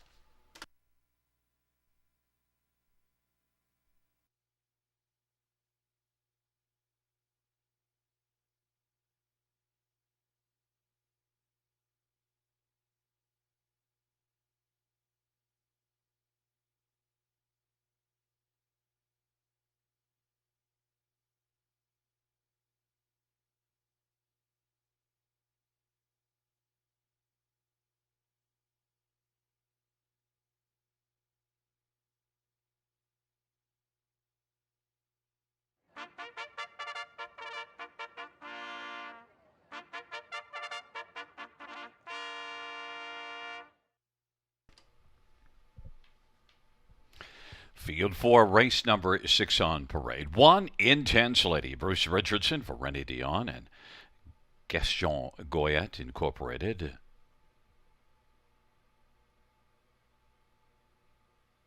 Number 2 is Can't Catch Kenzie. Jay Harris for Mike White, Nioski, and Tara Isman and Garrett Isman. 3 is Scratched. 4 is Inukshuk Sally. Lauren House for Jason Libby and Lori Keeling and Timothy Flynn. 5 is Leaving with a Smile. Jason Ryan drives and trains for William Beecham and Gavin Christie. Number 6, Love on Me. Travis Cullen for Dave Holiday and Ben Holiday.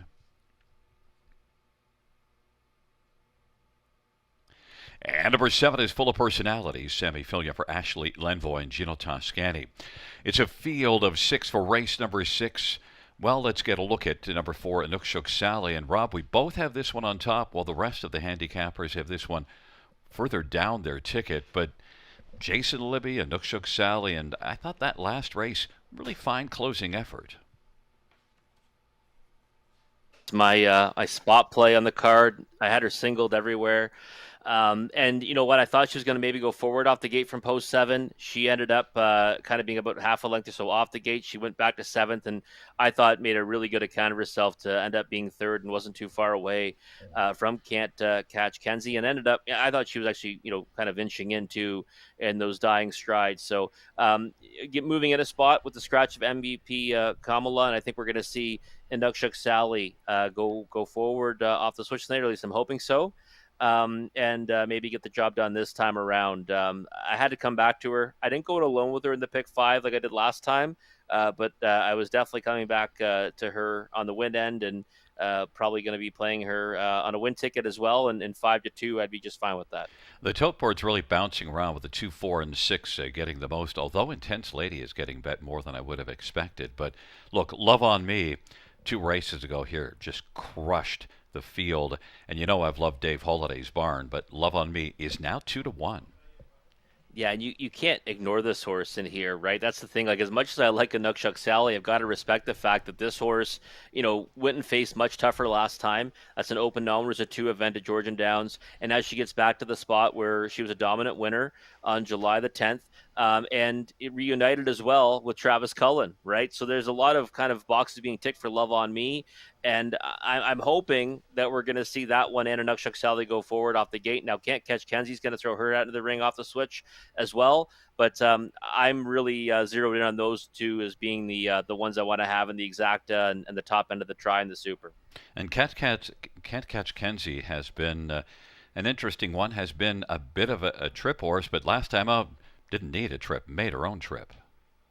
No, she didn't. I mean, she obviously, kind of got things on her own way on the lead. I mean, 27-2 is a big quarter. She's that 32nd second quarter breather, decent enough middle half. She converts as the favorite. Now, I don't know if she gets that kind of trip tonight, because I think we're going to see a little more action from Inukshuk Sally, who's leaving out, right beside her this time around, and Love on Me, who, was a front-end machine last time she raced at this level. So, I think that she deserves support. I don't know if she should be 6-5 though. I think that's a bit of an overbet.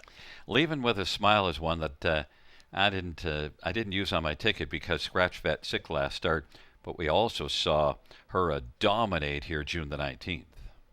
Yeah, I figured she'd be a take back value horse for some because the last effort obviously was not very good, but then she got scratched due to sickness, so she's been off some time. But that start that she was a winner was rock solid. So 55 cents to the dollar last time in this class. Now you're getting 13 to 1. I mean, that you don't get a better take back for value than that. And I think that if she comes back to that effort, she can be competitive with this group. So one I would definitely use in the exotics. An Intense Lady does have 4 wins on the year, and further down the page you see some decent speed, but the last 2 races outside post, though. Yeah, and a horse I would usually go to, right, getting in, back to the condition claiming ranks. She was at this level 2 back, outside post. She didn't really have much of a chance. Now she gets the pole position. I just thought this race came up pretty tough, and that there was horses that I was kind of waiting for in Nukshuk Sally and Love on Me. Well, we're both getting value right now on a Nookshuk Sally at 7 to 2. Is Can't Catch Kenzie is being backed as the favorite, looking for a back-to-back wins. Can't Catch Kenzie 8 to 5. Taking up their positions, Intense Lady, Can't Catch Kenzie in the center, Nookshuk Sally, leaving it with a smile to the outside, Love on Me, and Full of Personality. It's a field of 6, and it's race number 6. And the field for the 6th race is at the start, and they're off and racing on the outside. Full of Personality is going to blast out with Love on Me. Can't Catch Kenzie presses on through and getting serious, urging to drive on. Can't Catch Kenzie. Full of Personality. Nookshuk Sally behind those two is racing third and now is going to move through on the inside and grab second behind Can't Catch Kenzie. Full of Personality would like to find his seed, but now is being passed on the inside by Love on Me. Full of Personality is now shuffled back and has found a seat on the inside fourth in front of Intense Lady. And then it is back to Leavin' with a Smile, who didn't leave and is trailing the field. Field of 6 in a line. Opening quarter, 26-4. Can't Catch Kenzie. Nookshuk Sally's in a good spot. And Love on Me is racing third. Then Full of Personality, Intense Lady, and Leavin' with a Smile. Of a 26-4 opening quarter, Can't Catch Kenzie would like to catch a second panel breather. And it is Nookshuk Sally who's enjoying the view in the pocket. Love on Me quickly moves up now and wants to flash some love for the front. 57-2 halftime, a 30-3 panel. Can't Catch Kenzie and Love on Me. And then it is a Nookshuk Sally on the inside racing third. Intense Lady and Full of Personality leaving with a smile as well back. Can't Catch Kenzie trying to fend off Love on Me.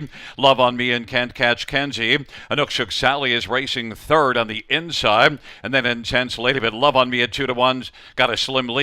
A lead of about a length, but fighting back. Can't Catch Kenzie has not thrown in the towel and is coming right back on against Love on Me. And now Nookshuk Sally is looking to shake out and is now coming up with force as they turn from 3/4, 125-1. It is Love on Me. Nookshuk Sally trying to dial in Love on Me getting urging. And Nookshuk Sally and Love on Me and Nookshuk Sally. Love on Me is going to hold up Nookshuk Sally. And then it is Can't Catch Kenzie and Intense Lady. Love on Me. 153-4. Travis Cullen, Dave Holiday, and Love on Me. A strong performance, Rob.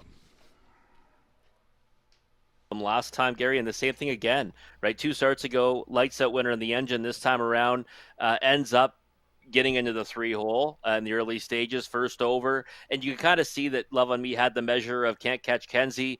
And I mean, the 2 horses that I thought would finish 1-2 end up doing that. I mean, obviously I went back to Nookshuk Sally on top, but used both of them in the multi-leg wagers and thought that was kind of where you wanted to get involved in an exacta boxes or try supers.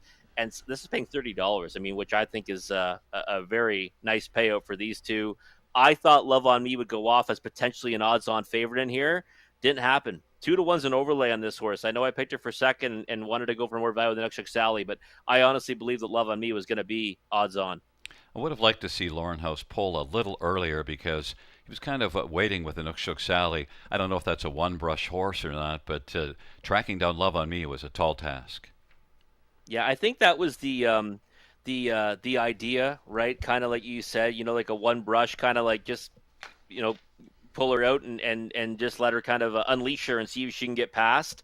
The other thing too that kind of hurts her obviously is when the pace setter, short and stride. I mean, if she gets carried to the lane, then maybe she gets a crack up the passing lane as well, and it would have been a little more of an even playing field. But the problem is that Love on Me was just too good first over, so that kind of eliminates that opportunity. But in any event, Inukshuk Sally raced well in defeat, but hats off to Love on Me. I mean, her last three in this class have been fantastic efforts, and both victories, very good ones. And like I said, surprised she wasn't the favorite in here.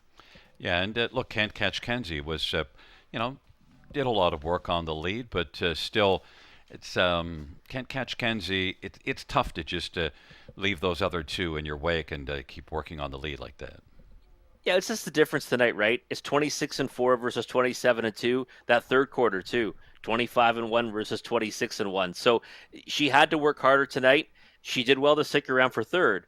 Last time she kind of got things more her own way. But in any event, she's a horse that's racing really well right now, and she's been hitting the board with frequency. She'll probably continue to do so. And the mile goes quicker. 53-4 you would have had to equal. So Love on Me was the one, and back in front of us, Travis Cullen, the winning driver, 3-year-old Stag Party Bay filly.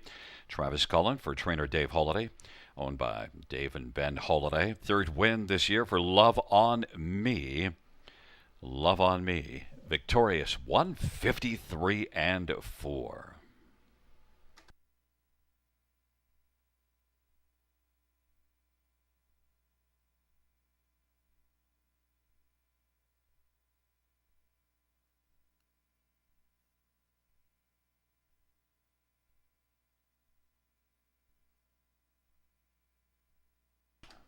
The sixth race payout, 6 Love on Me, 640, 310, 294.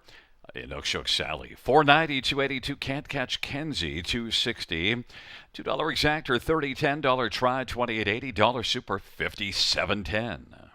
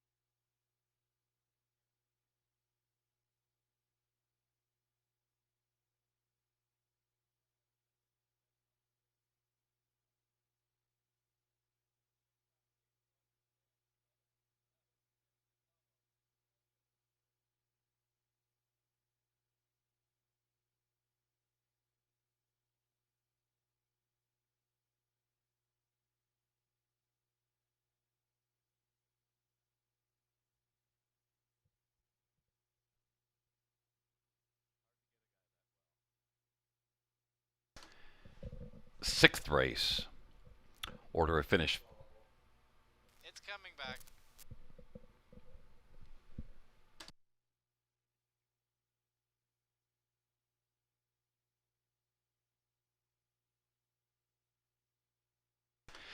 The 6th race order of finish from the top. 4-3 scratch 2615. That's 4-3 scratch 2615. 7th dash next. 3 minutes to post.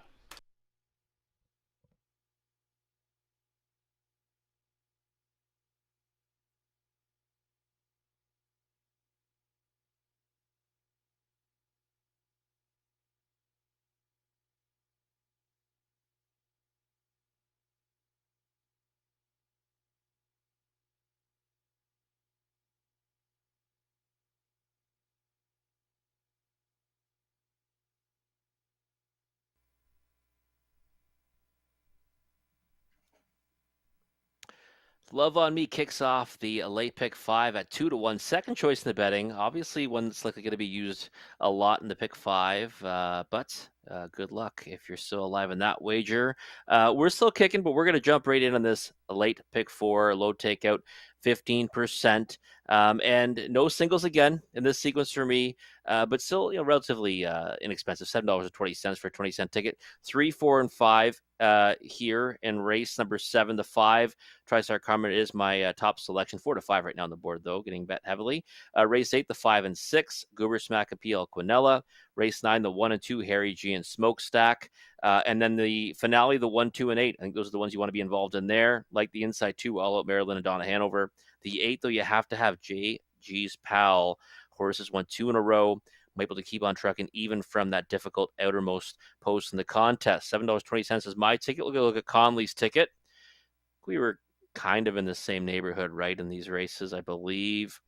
In this opening leg, he's got the 2 and 3, so he's got mass action. I don't have Dominion on my ticket, so a little bit different there. 5 and 6, probably everyone's going in that direction. In race number 8, Goober Smack and Peel Quinella. 1, 2, 5, and 6 in race number 9. So he's added in I'll get my own thanks and come on Artie. A couple logical ones there in the 9th. And then in the 10th, he's added in the 3 HP Musical Alarm. Against Daryl Thiessen this time around, and used hard in the middle stages last time. Maybe can do a little more this time around. Also has the 1, 2, and 8 as I have on my ticket. $12.80 for a 20-cent ticket for Conley. But just a moment or two for you to map out your winning wagers for this late pick 4 sequence. Again, it goes races 7 through 10, low takeout of 15%. And don't forget about that carryover of over $4,100 in the high 5 in the finale. You're going to want to take a look at that as well, because that figures to be a huge wagering opportunity in the final dash tonight. That is the high 5, the non-jackpot high 5 in race number 10. We'll be back in a few moments to take a closer look at race number 7.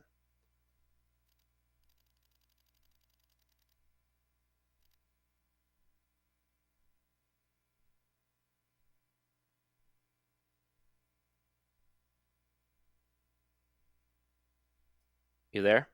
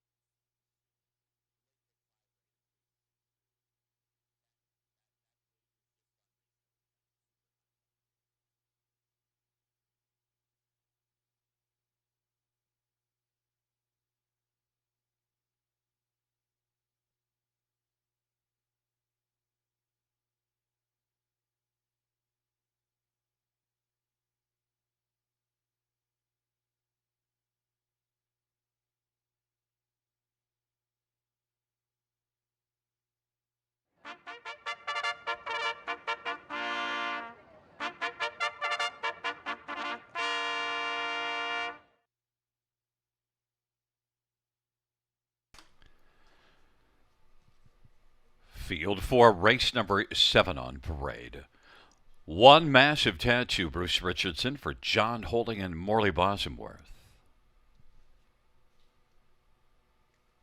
Number 2 is Dominion. Jason Ryan for Harry Polton and the stable. Number 3 is Mass Action. J.B. Renault for Julie Walker and Wade Piccone.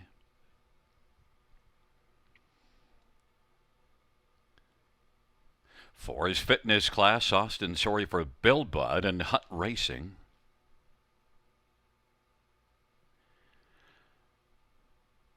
5 is TriStar Carmen. Scott Young for Andrew Cars and Aaron Wood Equine.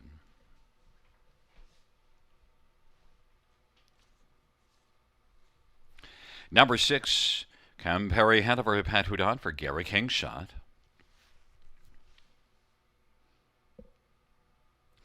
And number 7, Time Twister, Dave Boughton for Don Lindsay and Paul Lindsay. Field of 7, race number 7. Let's get a look at this field. And, well, I think the question is, who does Rob have? I think the answer is Scott Young. Yes, it is. Yeah, I do have TriStar Carmen here, who's on the gallop right now. Don't necessarily want to see that, especially with a horse that does have some breaks on the dance card, as you like to say, Gary. But Scott Young's, he's been hot tonight, and he's gotten a couple of trotters down, and we might see him, get another one here with TriStar Carmen. I thought that this horse raced really well last time. I thought there's been a few nice replays on TriStar Carmen in recent efforts. Obviously, there's that miscue 3 starts ago and had post 8, but was in contention when that miscue happened. 70-1 on that occasion, diminishing odds, right? Same class, 70-1, 48-1, 8-1, 5-2 tonight. Right now, I think that price, might hang around there, float up a little bit. But I thought that he was the one to go with on top, and what looks like a competitive looking dash, though. Yeah, they all have pluses and minuses, so and you shouldn't really have any low favorite in here. 2-1. I don't believe it'll go down from there. Look, number 3, Mass Action, is one that I tried and wasn't rewarded 2 races ago. Mass Action is in and out. It's had some decent spots, but 0 for 6 in the win column. Yeah, I agree with that. Kind of a hot and cold type. I mean, no victories yet, obviously, in 6 tries. But there's some really good, runner-up finishes in there. And then there's like that one effort 3 starts ago, I thought could have been much better. The way the trip panned out didn't work out, but then kind of rebounded back with a second. And then last time had a lot of work to do, wide move late. I thought was a decent 4th. I think figures against this group. I mean, I think, if he's going to get to the winner's circle, it might as well be in a spot like this. The price is okay, too, I think, at 3-1. I mean, I think that Mass Action is one that should take support in here and might still come post time. Fitness Class is one that, 5-2 co-favorite right now. The recent form's not great, and in 20 starts has only got 4 top 3s. But is one that has a win, a front-end win, on a half-mile track at London, May the 3rd. Yeah, and I thought that was obviously a strong effort, and that's in a similar class to this one, right? Because after that stepped up into much tougher company, that in-between class of, non-winners of 1, non-winners of 2, did it here, did it at London before that, and wasn't really having all that much success. And then last time, added Lasix, was off 3 weeks going into that effort. I thought it was decent, had some shot on the end of the mile, but came home in 31 in a race where they kind of crawled home. So really for me, it's the angle of second time Lasix and maybe more forwardly placed this time. I think she is a horse that, obviously she kind of swelled up in the lead the last time she had it when she won in London back in early May. So if that's the game plan today, I think her stock rises. Do I think she should be 5-2? Absolutely not. Number 2, Dominion, is one that I think has looked really good in 2.5 of his last 3 races. The missing half is the last half last time out, but the excuse is parked every step. Yeah, and I think Dominion's in with a chance here, and I agree with you that the last effort was a pretty tough trip, all things considered. Ended up fading back to 6, but had reasons to do so. The form on this one is as good as any, I guess, right? Especially the efforts the 2 before that, and 5-1's a bigger number than I expected. I thought Dominion might take more support than this. Hasn't really gotten it. Compare Hanover, the 6, getting bet down to 4-1. Looking at his paper, I mean, he kind of figures against this group too, and I bet you he's not that priced in the multi-leg wagers. I don't have her on my tickets, but kind of rethinking that right now. We'll see what she looks like going to the gate. A lack of loyalty for your pal Pat Hudon and Compare Hanover. I've got Dominion and you got TriStar Carmen. We'll see how it unfolds. Massive Tattoo, Dominion on the inside. Mass Action, Fitness Class, and TriStar Carmen to the outside. Compare Hanover and Heimel Twister. It's a field of 7. Race number 7 on a wonderful Wednesday night at the river. The Trotters are in the backstretch, nearing the start. And the field for the 7th race is at the start of the rough, and Fitness Class is flashing good fitness early. Compare Hanover leaving with Mass Action, TriStar Carmen, Massive Tattoo, Dominion, and Tamil Twisters trailing the field. But right now, Fitness Class leads this class on around that first turn. Compare Hanover is filling the pocket. Mass Action third. Then it is TriStar Carmen and Massive Tattoo, and Dominion and Tamil Twister, and they race the way off the turn. Fitness Class 9-5 on the board, 27-4 opening quarter. Compare Hanover and Pat Hudon is racing position second as the field works their way on past us, and then it is Mass Action, and TriStar Carmen is racing in mid-pack fourth in front of Massive Tattoo, then Dominion and Tamil Twister, and now popping out there goes TriStar Carmen from fourth, but on top Fitness Class still looks plenty fit and leads by 2.5 or 3. Fitness Class at 9-5 took them to the half in 57-4 and did pick up that 30-second second panel breather. Compare Hanover is second and trying to close up the gap. Is coming on a bit now. TriStar Carmen has a lot of work to do third. Mass Action, Massive Tattoo, Dominion's rolling now, but a lot of work. And then Tamil Twister, and they head their way on to 3/4, and by 3/4 Fitness Class leads it. Fitness Class 3 wide from the backfield. Dominion's making a big sweeping move. Compare Hanover, Dominion is coming with Mass Action. 3/4, 127-2, and here comes Dominion closing on Fitness Class, who's running out of fitness, and that is Mass Action in the center. It's Dominion and Mass Action and Fitness Class on down the stretch route. They come. Dominion and Mass Action. Mass Action, Dominion. Mass Action has the best action at the finish. Dominion. Fitness Class ran out of fitness, and Massive Tattoo. Mass Action 158-2. It's J.B. Renault and Mass Action Robert at 2-1.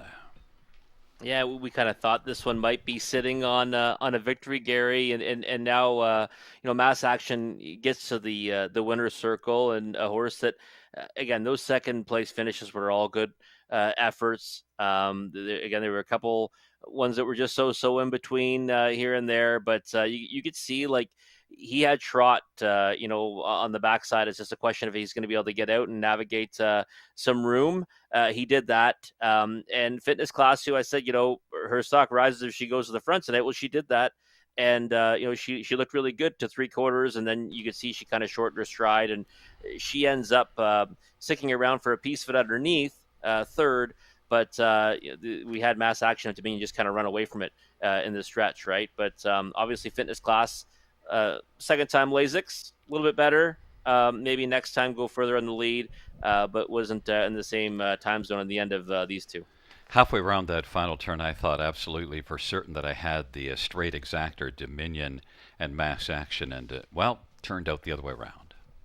I would have agreed with you because I thought Dominion was moving really well. Like you said, we've seen those wide moves kind of sustain themselves a little more lately.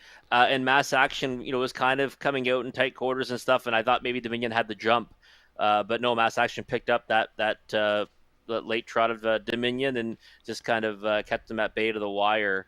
But listen, still good capping by you, right? The two you like the most finished 1-2. The wrong order, but still should pay pretty decent, all things considered, with Dominion at 8-1 in second. Yeah, and it wasn't so much that Dominion flattened out; it's that Mass Action had still plenty left.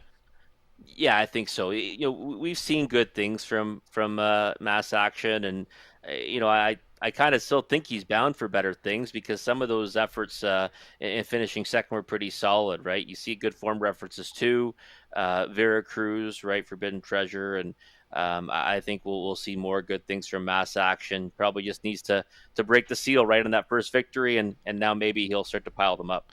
And we do get Massive Tattoo at 45-1. We thought it was the 2, 3, 4, and 5 that stood out a bit, but Massive Tattoo helps that superfecta.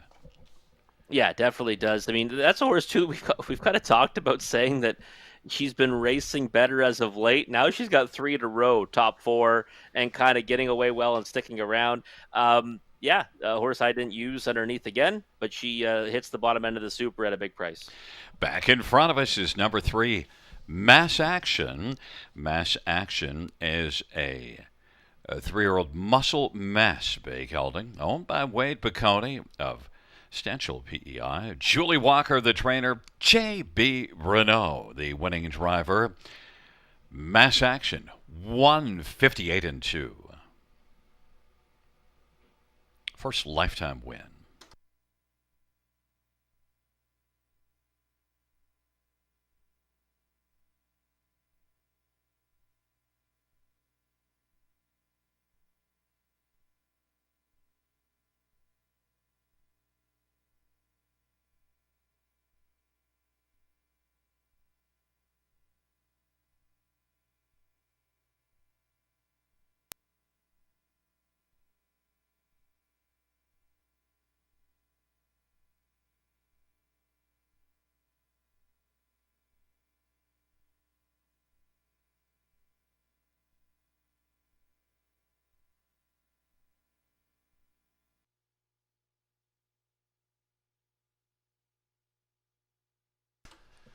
The 7th race payout, 3 Mass Action. $6.90, $3.90, $2.50. 2 Dominion, $5 and $3.40, and 4 Fitness Class, $2.40. $2 Exactor, $47.50. Dollar Try, $62.85. Dollar Super, $254.35.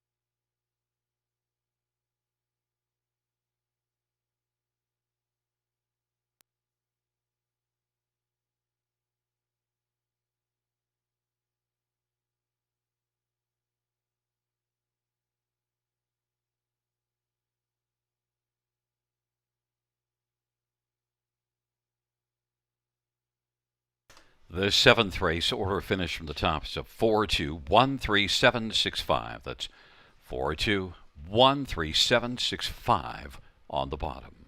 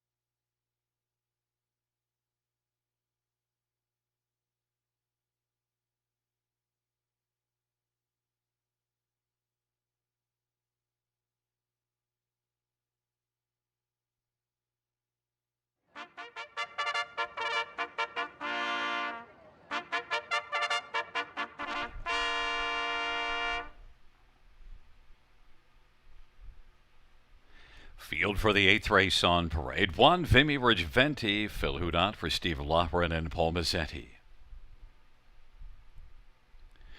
Number 2, Handsome Hank, J. Harris for Caitlin Graham.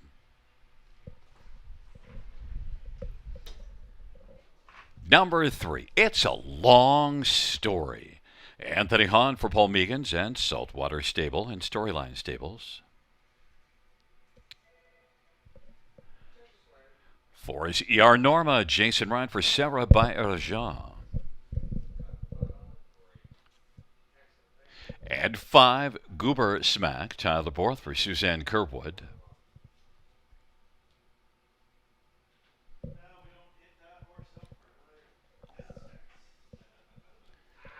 And number 6 is P.L. Canella. It is Brett McDonough for Matt Dupuis. Field of 6-4, race number 8. Let's get a look at this field of trotters. And, well, Rob, you might want to start throwing some strikes because we've got Sugar warming up in the bullpen. And you went to P.L. Canella. I think you need a big effort out of P.L. Canella. Otherwise, it'll be an early shower. Oh, wow. Listen to this guy. Well, listen, you know what? This is, I'm going against, first of all, Goober Smack here, who's got Tyler Borth in for just one drive tonight. So that might be a bad idea to begin with. But hey, Pilo Quinella, just been a consistent performer in this class, was a winner 5 starts ago, has hit the board. In 4 of his last 5 efforts overall, made a break 2 back, or likely would have done pretty well in that one as well. Is disappointed as the favorite last 3, but looks really good on the track right now. And I think the shorter field only helps his chances. So, I like P.L. Quinella in here. I think it comes down to 2 horses, him and Goober Smack, and he's got the maturity edge too, right? Something I always like to do is back the 4-year-old against a 3-year-old or 3-year-old against a 2-year-old. And I just think too that Goober Smack is one that even though the trotting hobbles go on, still desperate need of a flat line here. So, P.L. Quinella for me on top. Right now, they're pretty close in odds, though, 8-5 versus 6-5. Well, cheer him on because I told him to hurry up and get ready. P.L. Canella. Goober Smack, though, look, one thing you got to do, though, is look at the company that Goober Smack has been keeping. It's pretty fine company, but then there's that problem with the X's and the equipment change. Yeah, exactly. I mean, I love the addition of trotting hobbles. A horse, doesn't want to trot in recent efforts. He put trotting hobbles on. The qualifier was a good one here. A long way back in second to Light Chaos. That's a good horse, though, right in his own right. So I think Goober Smack is one that I was expecting a lot more from this season. Raced tremendously well at the end of his 2-year-old campaign. But like you said, it's been facing off against absolute Bearcats in stakes events in many of those recent efforts. So you can give him a pass on those finishing spots. The breaks, not so much. So desperate need of a flat line. Obviously, the one to beat. I just wanted to go with one that's been sure-footed for the most part as of late, and a little more familiar with this surface. Yeah, and I'm talking some smack. I got one win on the evening. Handsome Hank is one that. We both think we've got this one used for third. 8-1 would be a nicer price than the heavy money that's going to the 5 and 6. Yeah, it would be. I think it's kind of tough to get one of those two beat, unless they both make mistakes. But, Handsome Hank kind of has the recipe for success here at the River. Early foot, tactical speed, likes to chop it out. Last time stuck around for third after securing a 2-hole trip to Radical Legacy.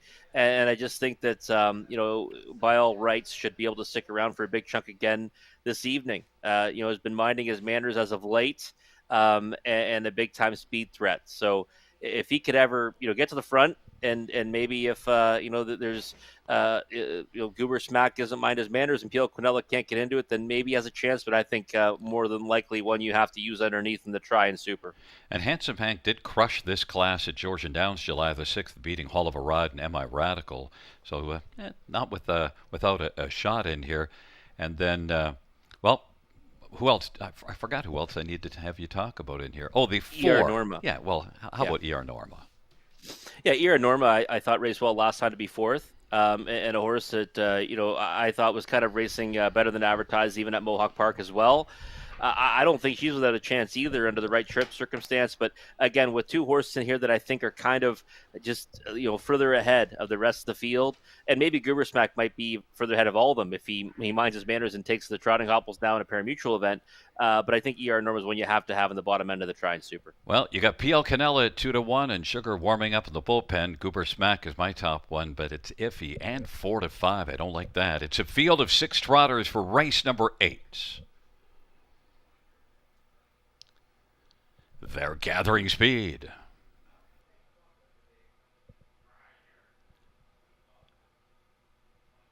They're at the start, and they're off, and P.L. Canella, Handsome Hank on the inside. It's a Long Story is broken stride. Goobersmack is racing second now, and Handsome Hank is on the inside third. Vimy Ridge Venti and E.R. Norma, but it is P.L. Canella who's got the lead. P.L. Canella has got that lead at 3-1 as Goobersmack fell to 2-5 on the board. Handsome Hank and Vimy Ridge Venti, E.R. Norma, as the field works their way off the turn and they head on towards us. And on top right now, P.L. Canella and Brett McDonald is looking rather unconcerned, but now over his right shoulder I can see that Goobersmack and Tyler Borth wants to come on and brush up and clear to the front, and it is going to be Goobersmack who's going to take the front. P.L. Canella is racing second. Handsome Hang is racing third as they work on around the turn. It's Goobersmack now on top. P.L. Canella is Handsome Hank is third. Vimy Ridge Venti is racing fourth, and then E.R. Norma, It's a Long Story, is a long way back. 58-2 halftime, 29-4 second panel, and it is Goobersmack and Tyler Borth with P.L. Canella right in the pocket, and Handsome Hank is third. Now Vimy Ridge Venti is going to move on the outside, and E.R. Norma, it is Goobersmack and Tyler Borth who leads as they race on to 3/4, and racing second, P.L. Canella about 2 lengths back. Vimy Ridge Venti is third. Handsome Hang and E.R. Norma as they race on up to the 3/4 and buy it in 1:28. And Goobersmack is looking smooth on top and leads by 2 1/4 of P.L. Canella. Vimy Ridge Venti, Handsome Hang, and E.R. Norma on down the stretch drive they come. Goobersmack continues on. Goobersmack a couple of taps by Tyler Borth, but it's just to keep on rolling. Goobersmack romps. P.L. Canella was second. Vimy Ridge Venti third, and fourth is between E.R. Norma and Handsome Hang. 157 flat. Goobersmack 2-5 on the board. Not much of a price, but certainly looked very easy going at the finish, Rob. Obviously the world of difference, plus getting down to softer company, right? Got that qualifier over this surface, and then getting down to softer company also can help a horse stay on their gates. He's been chasing some pretty pretty tough horses in the OSS Golds, Good Times, and all those recent efforts, and this time around no mistake made. Tyler Borth here for one drive tonight. You know that he's here to make his way to the winner's circle. So Goobersmack, much the best. P.L. Canella, I thought, raced pretty well, all things considered. I mean, usually you wouldn't have to face one of the Goobersmack in here. Beat the rest of them pretty handily, clearly the best of the rest. Yeah, and look, you're kind of in a bad spot because 2-5 on the board, you have to accept one that's made 2 breaks and making the equipment change, and one that you'd kind of wished you could see us start, but nonetheless was the best in there. P.L. Canella is the more logical play at 3-1. Well, I mean, play for value. I mean, at the end of the day, like I said, if Goobersmack, kind of takes to the trotting hopples like he did in the qualifier and comes out, guns blazing, which he did. I mean, he blasted, delayed leave off the gate, we'll call it. That he could be tough to beat, and he was. I mean, like you say though, right, Gary? I mean, 2-5, you don't get too upset about missing those types. And P.L. Canella, I thought raced well, all things considered. So. Again, I don't know if it's the wrong play. Just wasn't the right result. Yeah, I don't think it is the wrong play because I'm always of the mind that you kind of got to go against 2-5, and especially 2-5 that there's uncertainty about it. Yeah, absolutely. Yeah, no doubt. I mean, we've seen a few of those tonight, right? Horses that kind of have those breaks maybe recently or further down, and those ones have actually jumped it off at short prices. Goobersmack didn't, and I'm looking forward to see him go on to better things now because I was a big fan of the way he finished off his 2-year-old campaign, and maybe trotting hopples are the answer. Back in front of us is Number 5, Goober Smack, a 3-year-old Flanagan Memory Bay colt owned by Ashenau Racing, trained by Suzanne Kerwood. Tyler Borth, the winning driver. It's the first win this year for Goober Smack. Mile of 157 flats.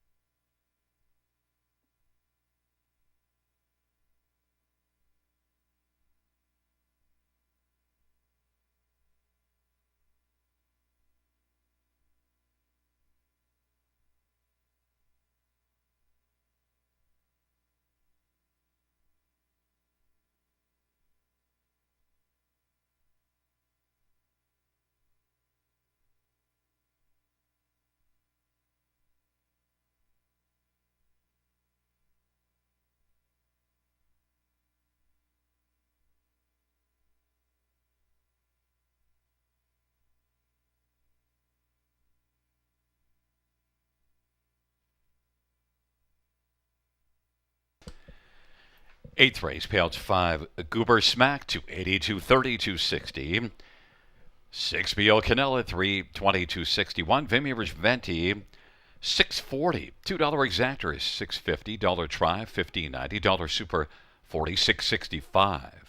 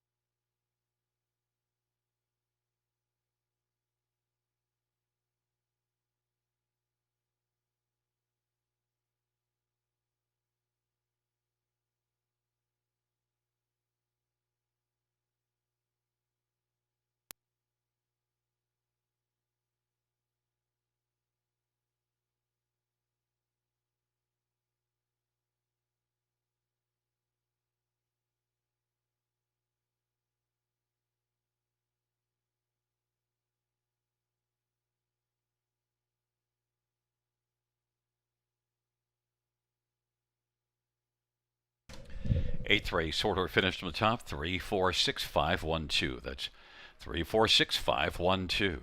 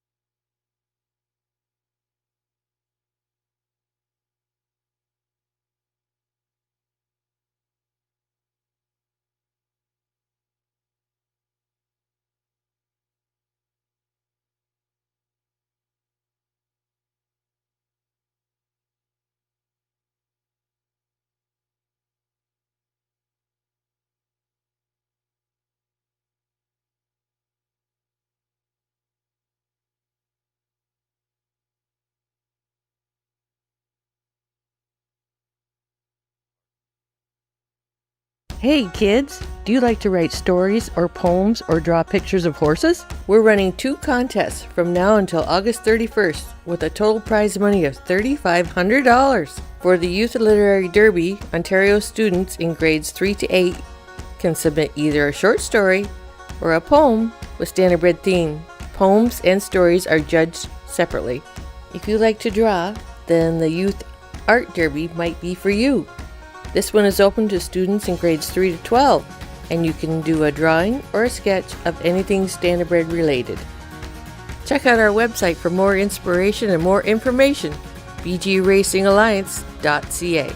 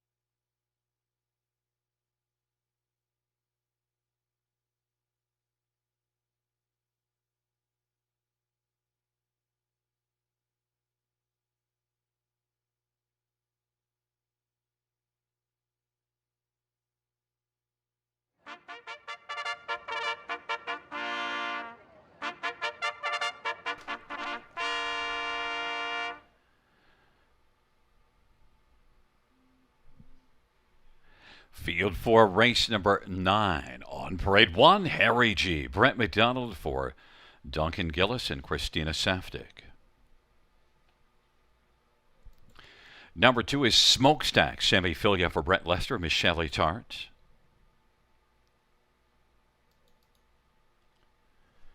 Number 3, to Jennifer's credit, Jason Ryan for Sean Arnott. 4 is Moonlight Boy. Jimmy Gagnon drives and trains for Stéphane Gagnon. At 5, I'll get my own thanks. Travis Henry for Dale Fritz and Mike Sawyer and Edward Aitchison. Number 6, Come On, Artie. Colin Kelly for Brett Lester and Diane Silvestri. And number 7, Moonwatcher. Dan Meegans drives and trains for Janice Van Nest. And Dan shares in ownership. Field of 7, race 9. Let's look at this field. And number 2, Smokestack. Well, look at further down the page. How about a mile in 1:48.2, finishing second to Larry Carr? Do you like that mile, Smokestack, Robert? Oh, it was no doubt a big mile from Smokestack on that occasion, right? I mean, it was one of those ones that kind of jumped off the page and the card. I went with Harry G on top here, but I do think that Smokestack's the one to beat. And was like you said, he was second to Larry Carr in that kind of a time. 48.2 was his own mile that he paced, and you can see 27.3 home. But I mean, every single one of those quarters were ridiculously fast. Last two, obviously, he's been facing tougher competition at Mohawk Park than he faced this evening. We'll likely see him get, I would think, sent forward off the gates, and might be tough to catch. Race for the barn of Brett Lester. I mean, I do think Smokestack's the one to beat here. And, Harry G., the thing about Harry G. is, well, what did we see here June the 24th from post position 1? It's exactly why I went to him. I remember that race vividly, kind of one that I did not have pegged anywhere, had the pole position, and was handled with aggression the entire mile from Brett McDonald, and the horse thrived on that and held on by a head. So went legit fractions throughout, upset at 15-1, and that came in the class above this. So I was just thinking, you know what? He's got excuses built in for recent efforts. Post 7 at Georgian, really tough Group 2 back, Ideal Perception, and those folks 51 and 1 mile, which I think still stands as our track record, right, Gary? So really excuses in each of his last 3. Maybe he goes back to that front-ending winning effort like he showed 4 starts ago. Yeah, and look at also the last 2 times he made the lead, both times, because up at Hanover he also wired them there. So Harry G. certainly from the inside is going to be blasting out, you'd have to assume. Now, Smokestack, there's positives, and people get enamored with speed, but also the last couple races, at Mohawk, they weren't great. Yeah, that's kind of why I kind of went the direction of Harry G as well, because again, I think that, you look at what he's been doing and who he's been facing as of late, you say, okay, we'll give him a pass on those.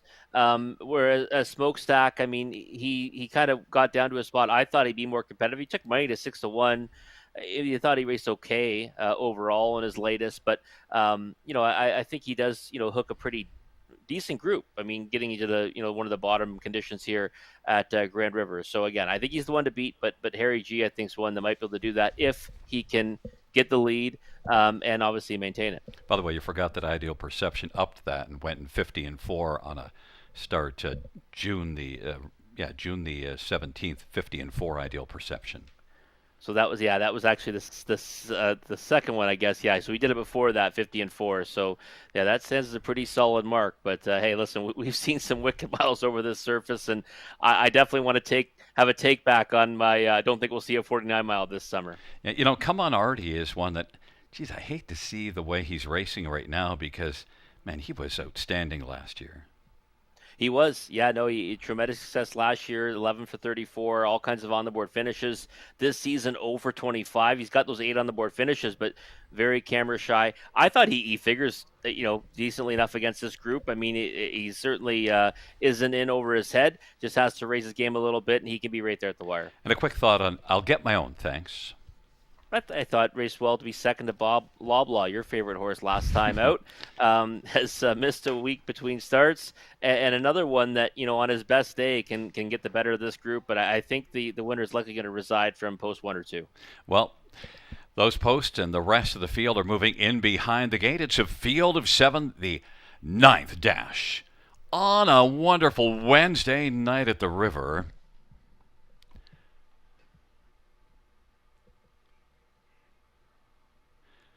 Field for the 9th race is at the start and they're off, and Moonlight Boy is driving also. I'll get my own thanks, and Come On Artie with Harry G on the inside.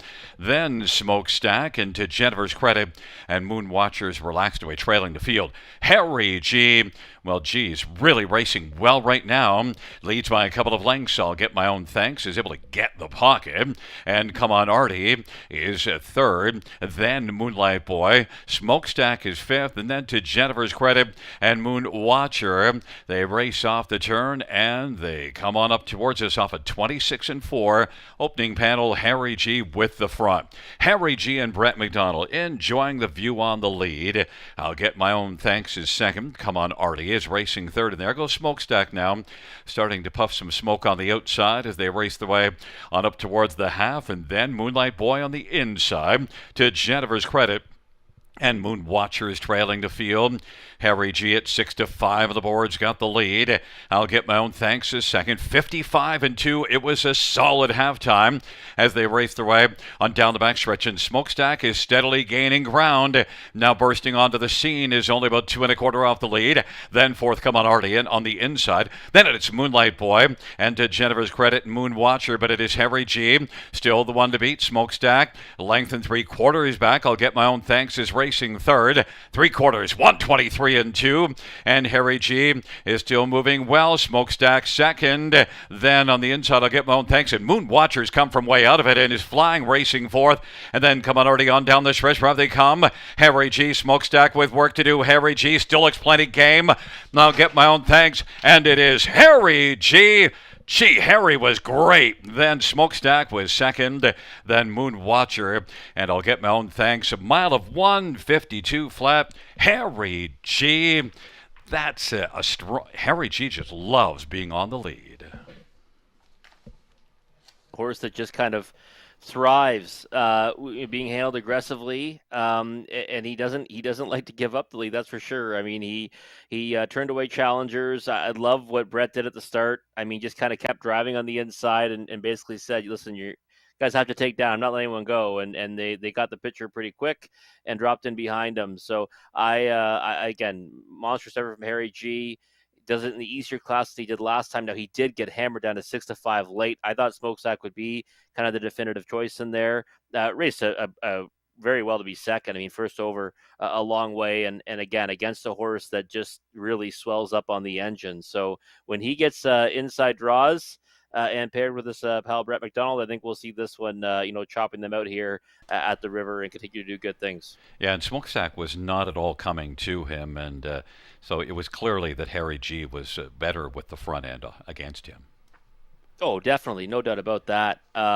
It just, I mean, for me, I still think it's a step in the right direction for Smokestack, right? First over, and I thought a valiant effort to be second.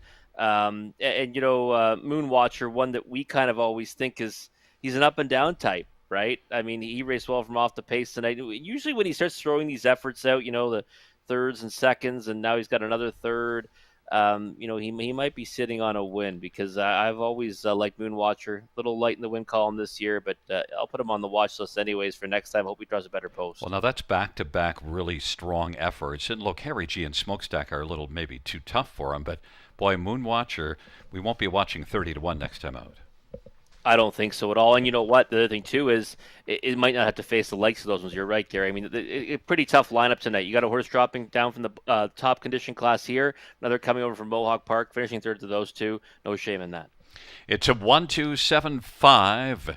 Back in front of us is one Harry G. 7-year-old Roll with a Harry Bay gelding, owned by Christina Safdie, and Duncan Gillis is the trainer. Brett McDonald's the winning driver. 4th win for Harry G this year, 26th lifetime. 152 flat, a new career best.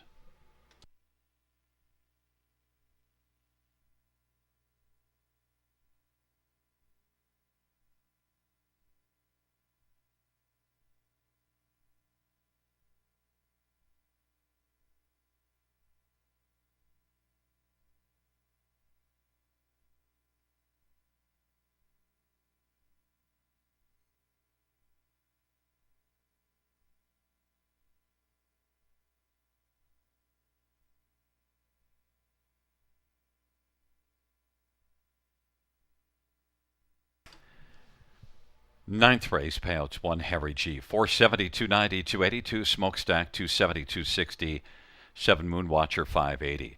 Exactor 980, try $31.50 super $100 20 cents.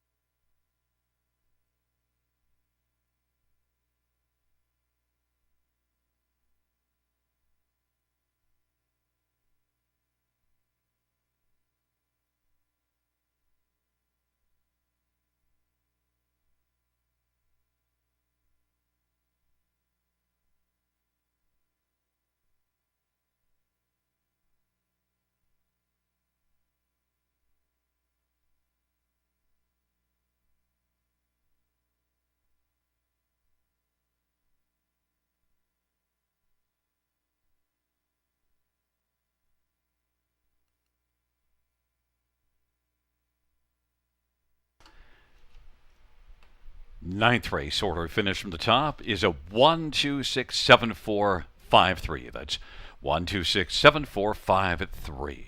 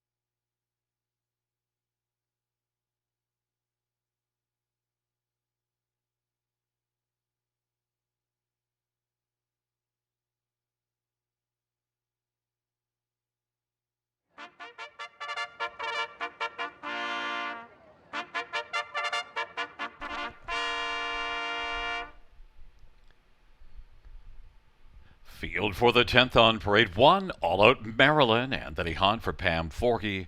The owner is David Wilkinson. Number 2, Donna Hanover, Jason Ryan for Mike Healing in Dreamville Stable and Harbor Racing. Number 3 is HP, a Musical Alarm, Daryl Thiessen for Daryl Laver and Leanne Davidson and John Curran.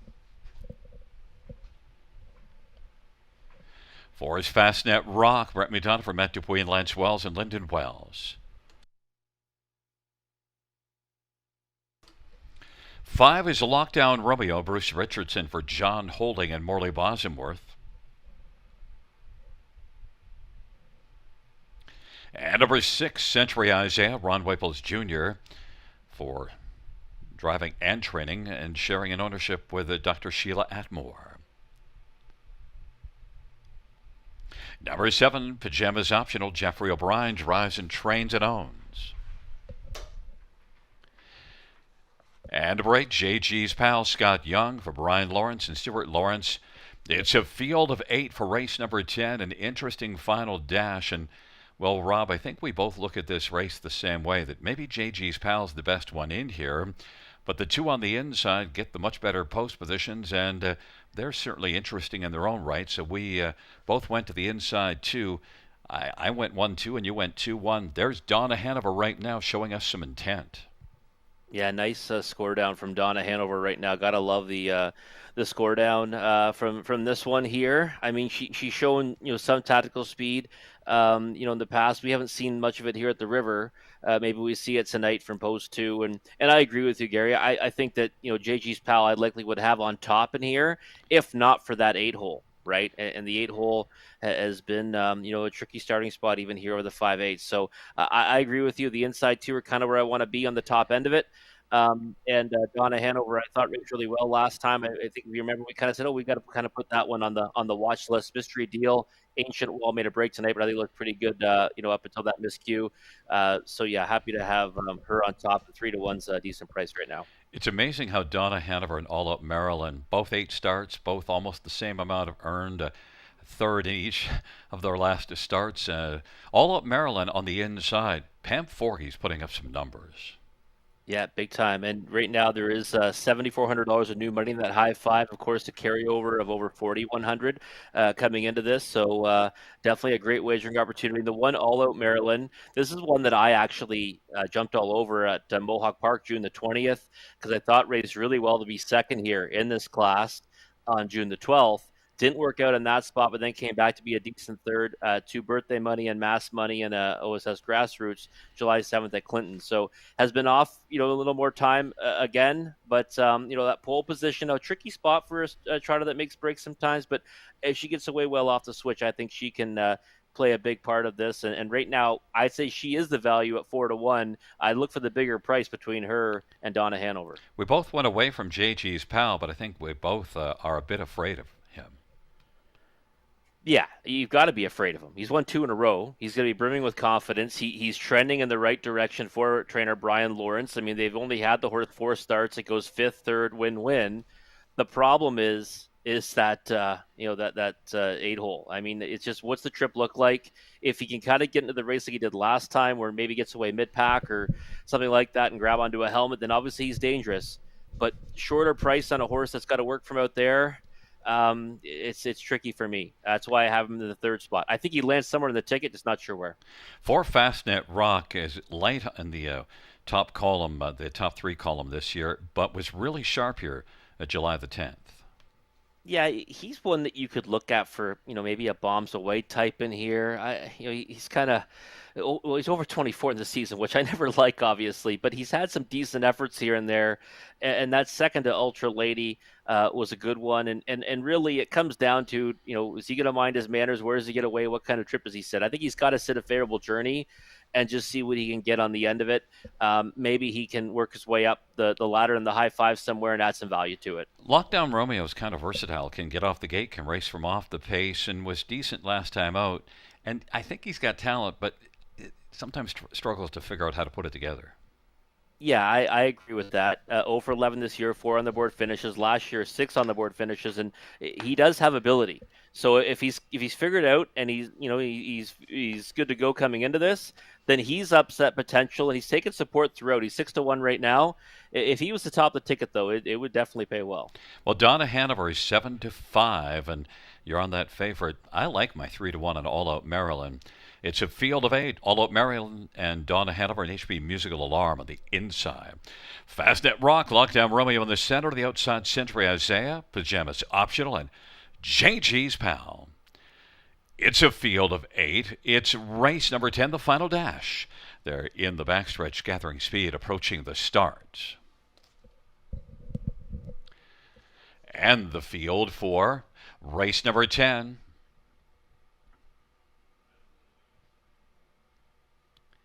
Is at the start in the rough, and Lockdown Romeo, All Out Maryland on the inside, and then racing third is Century Isaiah. JG's Pal still travels on the outside. Donna Hanover is fifth on the inside. HP Musical Alarm, Fastnet Rock, and Pajamas Optional. Lockdown Romeo was able to lock down the early lead, but All Out Maryland wants to take it away. All Out Maryland now is going to drive up on the outside, and Bruce Richardson is going to release and let All Out Maryland come on and clear to the front. All Out Maryland, Lockdown Romeo, then Century Isaiah. JG's Pal is on the inside, racing position to fourth right now, and is about 7 off the lead. Then it is back to Donna Hanover and HP Musical Alarm, Fastnet Rock, and Pajamas Optional is just snoozing at the back of the bus. They race their way on up towards the half of a 28-1 opening quarter.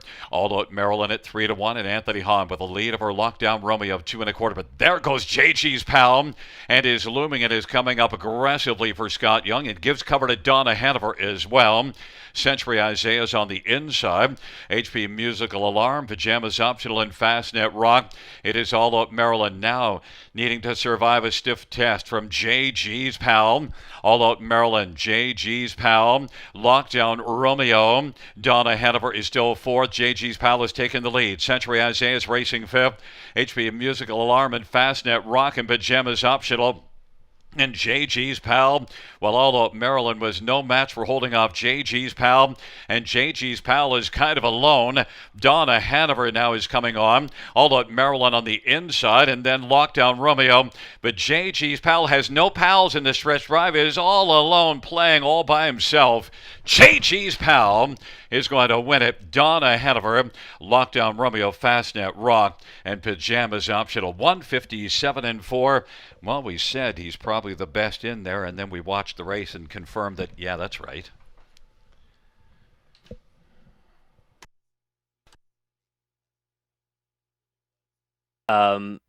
He really gets away in a decent spot, all things considered, from post 8.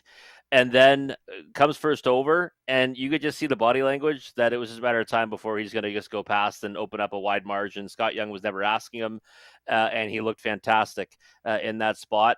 And yeah, just absolutely tons the best. He's come a long way since his first start, obviously, here for Brian Lawrence when he ended up finishing fifth. And then, a decent third as the favorite. And then since then, he's racked up 3 victories, and looks like he's going to keep on trucking for these connections, who haven't had him all that long. Monstrous effort from JG's Pal. Tops the high 5 carryover. Logical ones kind of coming underneath, but still might pay okay. Yeah, and sometimes you just outsmart yourself, because we wanted to go against post 8 when we look at it, but he did win from off the pace, especially last time out, and battled first up in doing it. And he was just much better. Yeah, he was. And that's the thing, for me, I'll be honest, when I actually originally handicapped this race, I put him on top. Like, I put him on top, and then I went back and said, you know what? Post 8's going to be too tough. He'll either get a taxing trip, or he just won't. He'll be late on the scene and, finish second or third. But no, great steer by Scott to get him into the right spot off the gate. And then he made his own luck, right? First over. And just crushed. So we got a couple of favorites to top it, Gary, but then after that, we got some prices that should add to the value. And of course, when it's a carryover, it always pays well. My horse was good for 6 furlongs. Yeah, yes, we both of us have a lot of those, right? Donna Hanover, the one I put on top, I thought raced well to be second. Just not in the same time zone as JG's pal. It's an 82547. Enjoy your Friday there, Robert. Oh, thank you very much, and you too with Sugar. I know you guys will be great, and then looking forward to Monday Industry Day. And don't worry, I'll make sure I'm there in the afternoon. Absolutely. 12:30 post time, that is, for Monday afternoon. Back in front of us is number 8, JG's Pal, 3-year-old tactical landing brown gelding. Scott Young had the answer 3 times this evening. Brian Lawrence, the trainer. Brian and Stuart Lawrence, the owners. Third win for JG's Pal in a row.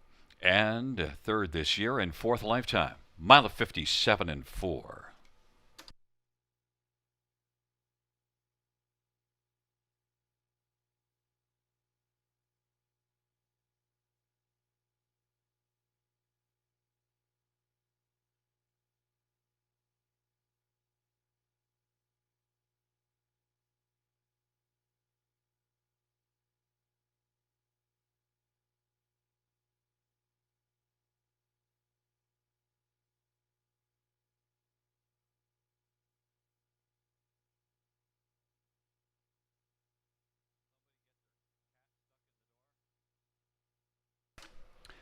Tenth race payouts. 8 JG's Pal, 530, 310, 250. 2 Donna Hanover, 320, 265. Lockdown Romeo, 360. The dollar pick 3 is 2070. How about the 20-cent high five? 297.94. Note the $2 exactor is 8 JG's Pal and 2 Donna Hanover. 1230. Dollar try, 25.45. Double of 1 and 8, 1990. The dollar pick 3, 2070. Dollar pick 4, 67.45. Dollar pick 5, 295.65. And the dollar high five was $1,489.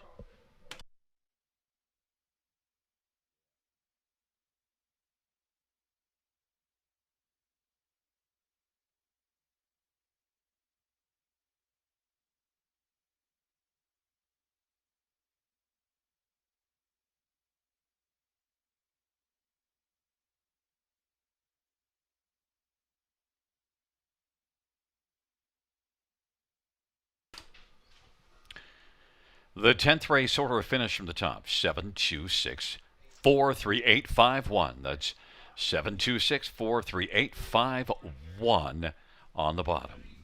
Well, fans, that concludes the live harness racing program for this Wednesday. Action resumes on Friday at Grand River Raceway. First dash, 6:30 p.m. Buenas noches, amigos. Good night, everybody. Good night, John.